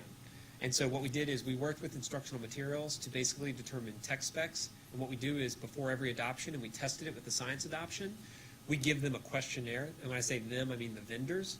And those vendors in the questionnaire, they basically fill it out. And our intent is to kind of staple it to the contract to make sure everybody stays legal or that everybody stays honest. But the idea is that, no, you're going to provide us with single sign-on. No, you're going to provide us with rostering. No, you're going to provide it that works with the Chromebook and other devices that we have in the district. And the newest thing that we're asking for, and to try to build that bridge so we can start shuffling these resources around online, is, yes, we want you to have a Google Classroom integration if at all possible. Now, that will evolve. Some do, some don't. More do than they did a year ago. And so the thought would be that, like, as it evolves, we definitely think we should be able to provide instructional materials with that technical resource. Because what you would really hate is everybody picks the best book, and then they go to work for it to work on a Chromebook, and it doesn't. And so we're loading the process as part of that partnership with instructional materials to make sure we're in sync and that we can provide them that advice up front. And that's worked out good. And I think the other thing that I'm super big on, and the publishers don't like, but I can't help them, is there has to be, for students that do not have access to Wi-Fi, there has to be an offline copy that does not allow them to be connected to the internet to access it. Even if it's, and they'll do kind of sort of interesting stuff. They'll say, we'll give you an offline copy, but every time you click on it, it has to check in with the internet. Well, that's not an offline copy. So we're asking that question very specifically in an attempt to make sure that's there. But I think that's important. Can I ask one question? Sure. Our family's heavily involved with Silicon Valley, and we have lived in Googlestown, and I worked there, and my husband still works there. And I don't trust that we know that ed tech is like a $10 billion industry right now, and probably growing to what, 50 billion at least. Sure. And so, Google Classroom, do we really expect it to stay free? Because I would be really surprised if they don't figure out a way to monetize this. I mean, honestly, it crosses my mind. I mean, whenever we go to the big Google cult meetings or whatever they are, like, basically, because they have these elaborate meetings, and they say, we are not going to monetize it. I mean, they beat that drum. However, I mean, I think at any point, it's definitely a possibility. I think they lose market share, though. Like, I mean, I think one of the things that they have going for them is that, like, I think this, even though they have dedicated a good amount of resource, it's not even a fraction of what their company does at this point. Like, it's kind of shocking, like, whenever if we would find out, like, Google Classroom has, like, 4 developers. And don't get me wrong, like, I know the tendency of companies is to monetize everything at some particular point, but I think they see this as the ability to get in Chromebooks. They make a little pop off the they don't make that much money off the Chromebook, to be honest with you, but they make enough to kind of keep furthering the development. I think what they do is that I think they do think, like Microsoft used to think during the 90s, is that if we reduce the rate, we get the kids into the ecosystem, and then when they go to buy a phone, they consider a device. The way it's a they did Google in device. the colleges? Exactly. And so I think it's more along that lines, but I can't ever say never. Like, I just, they So keep. do we have any contingency? I mean, I think the contingency on that, they would have to basically go through and rewrite every single district contract. And so I think the contingency for that would be, it's one of the reasons why, if it happens in year 2, I'm kind of screaming, right?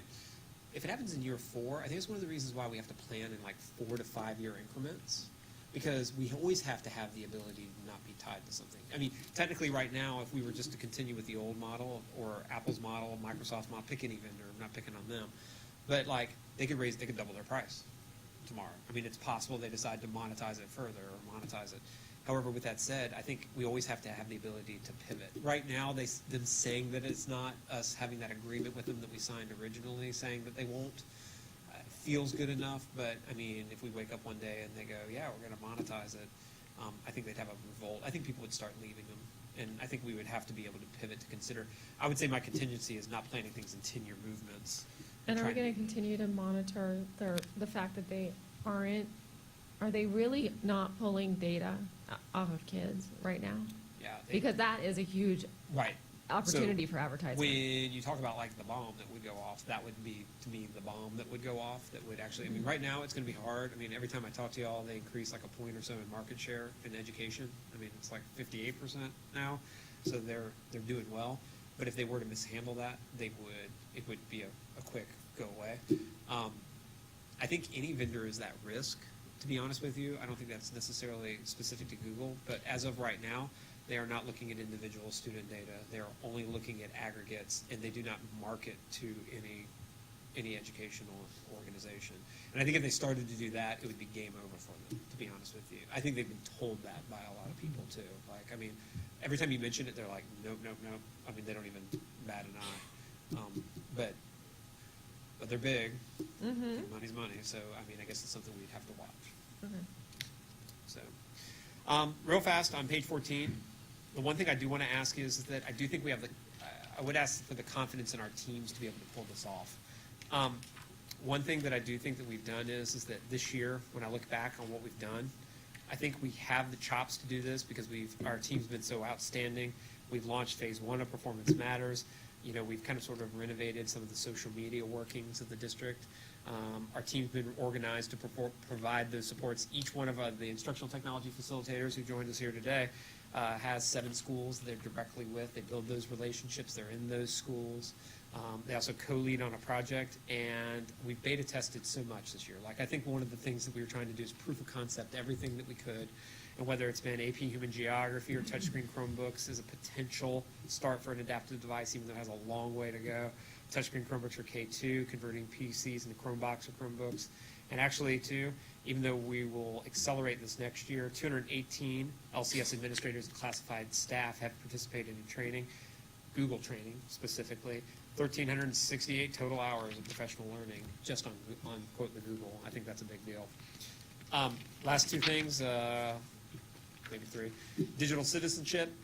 I will tell you this, before a single device goes home, we've already started building digital citizenship courses that the students have to take. And so what we've done is there's Be Internet Awesome, which is a kind of sort of a Google sort of funded thing, which is basically on best practices, Common Sense Media. We've pulled it together. We actually have a working course as a prototype, and the goal would be that before that device goes home, everybody finishes that course, because I think that's important that we teach them how to responsibly interact. On STEM, I will tell you this. I think we have a lot of work to do in our foundational instructional technology, and it's not that I don't want to look at STEM, but I do kind of consider that STEM needs a work group around it to see what it looks like in a way that can be replicated from school to school. Like right now, STEMs are these great sort of like pockets of innovation at one school, but not at another school, and I think we need something systemic. But in fairness, I think we need a work group to help design that. And I think it needs to kind of get closer to being maybe potentially integrated into the curriculum where it's not totally a separate thing all the time, where it feels blended a little bit. But we need some work to do there. We did want to mention it. It's not necessarily, there are other people who are addressing those things in the district. They've done outstanding work. The STEM Bowl is really cool. Can't wait to go. But like, I guess the thing is that I think there's an opportunity. But I will say this, when all this technology becomes present in the classroom, you automatically get the chance to start taking a different look at STEM and redesigning what that could look like potentially. The technology enhanced classroom, the main thing I want to say here at this particular point is, I think this is something else our stakeholder group is going to work on, is that we need, and I think the Chromebook does this, to not tether people in rows. Like, it's got to be grouped together. It's just got to be grouped together, where I can pull like 3 or 4 different collaborative groups today, 7 or 8 tomorrow, pairs the next day, whole group, whatever it is. And I do think we need to look at the digital display options, the touchscreen that we demonstrated at the beginning, or potentially other alternatives. But I guess what I'm saying is that the projector, the day of the projector, I will tell you, instructionally, kind of makes my heart hurt a little bit whenever I have to turn the lights off so the kids can see it. It's like, let me lull you to sleep right before I get into my awesome lesson. And so with that said, we need to come up with the technology where these rooms are flexible. And I think honestly, the furniture, you can kind of do that as it exists now to some extent. But I do think we need to renew the displays. And then I think the hidden piece of that is that classroom management, where as a teacher, I'm not up in the front with my computer. I'm there with maybe a touchscreen device or whatever, and I can project my screen to the screen, but I can also walk around. And I have a piece of software which we'll probably demonstrate to y'all at some point, where I can see what everybody's doing easily, maybe not just in screens. And then the last part with Performance Matters is that we got it, so we're going to try to maximize it, and local assessments next year will fall in it.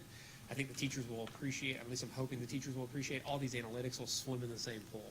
So basically, you log into Performance Matters, and one click you can see your FSA scores, and you can see the LSA scores, and then you can see a heat map of the standards. And we'll also, with Katie's group, we're working on bringing the MTSS part. So the MTSS part should get a major kind of sort of uptick in the fact that it is a manual process, a paper-driven process, and it will go digital in Performance Matters. And so those metrics will be available there.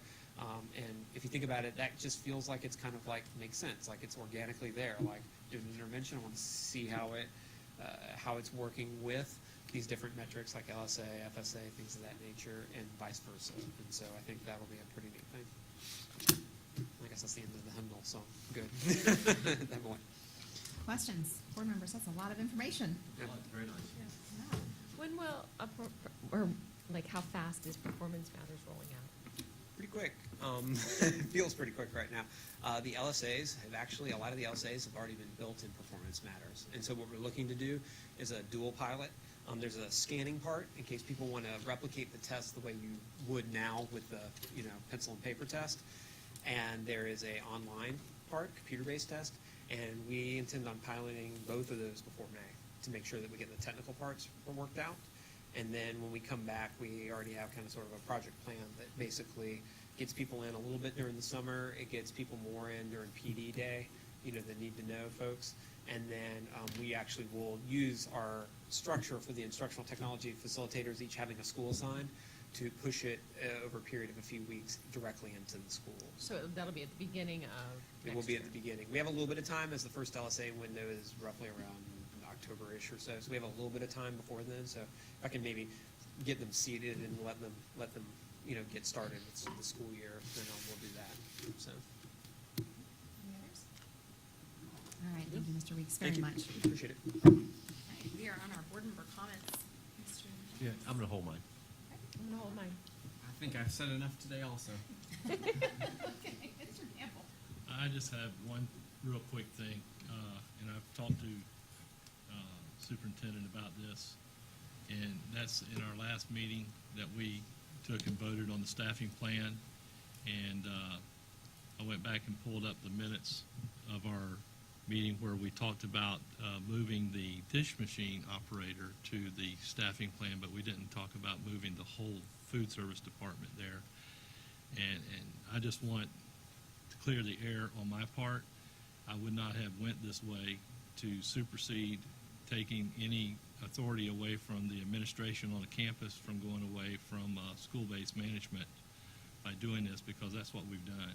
So I would just like for us to reconsider this and to put this back where it was, under the school-based management being totally responsible for this, because we've created, also by this, we've not, I think, anticipated that There's going to be more paperwork involved, and also who's going to be doing the when it's time to go and assess different things at the school. There's going to be a lot more involved there as well, as far as the cafeteria assistants. Who's going to take care of the discipline there? No longer would it be under the administration on campus. It would fall under direction of the supervisor of food services, the only one that has the right to do that. So I think it's something that we really need to look at further before we go too far with this. And that's all I've got. I can't defer mine because we have Eustis High School won their district championship game on Friday night. It was a really exciting game, and they're off to regionals Wednesday night at 7. Wednesday night at 7 at Eustis High School at 7. The boys are starting today, so we wish them a good luck. And I also had the opportunity on Friday night to go or Saturday night to go to Untitled Elementary School's production of Seussical the Musical. And the elementary music director and the middle and high school band director, these young women, my husband didn't think she was my husband actually said, that's a high school student, and it's not. It's the band director. They are young, they are vibrant, they are amazing, and they pulled off the sweetest play that I've ever had the opportunity to see my own child in. I've been to a couple others, but my third grader was in it, and it was spectacular. And parents were there to do makeup and hair. If you've ever seen Horton Hears a Who or anything Dr. Seuss, their hair looked the part, their makeup looked the part, the stage drops. We have high school students that volunteered. It was a huge production, advancement of the arts, and I just wanted to tell those teachers and parents and administration there thank you, because it was super awesome production. So that being said, Superintendent, are we on you? Yes. Are on me. So I want to thank Mr. Weeks and his team, as well as Katie and all the staff who worked. Obviously, that was a lot of work and a lot of time that's been invested, and I know that they have worked alongside teachers in the process, and I really appreciate the collaboration that you brought to the table to make these decisions and put together a plan that is truly going to move us forward, and so I appreciate all your work. I didn't say a whole lot about the textbook adoption, because I just want to remind you that you're approving the adoption, you're not approving the expenditure, and I think I wanted to wait until after Dwayne had presented, because I think this is a great example of why we need to be very, very thoughtful as we move forward, because one of the things that I heard in the conversations from Carnegie is that, especially at the high schools, they said, don't spend money on books, I'm not using the books, I want an online version, can I have sets of Chromebooks? So we know that with 4 high schools going potentially, every student with a device next year, that would be one that I would want to hold off. Let's talk to those 4 high schools when we identify who they are, and let's see what do those science teachers want. Do they want the books, or would they rather have just the online version? Let's look to see what the cost savings would be on that. So I do think that we need to move forward with the adoption, simply because we have to move forward with the middle school component. But everything else, I think we can take our time and be more thoughtful. Not that they haven't been so far, but I think as we roll into the digital age with these new Chromebooks, being able to consider that alongside the plan that the team wants to put into place. So I just want to say that, so that when you see the adoption, and to your comments, Mr. Gamble, I know that you and I did talk about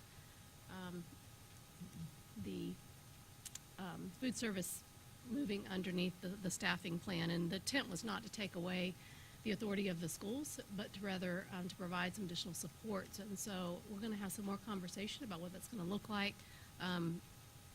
This is the first time hearing about additional paperwork and about concerns about the discipline of the employees, and so we'll certainly need to talk about that. But in terms of the school-based management, the directive has been to food services that no decisions are made at the district level that are not that do not involve the principal of that school, and that they work very closely together, which is how the relationship should be anyway. So it should never have been. It shouldn't matter where it's sitting. If it's sitting in the staffing plan or in the allocation formula.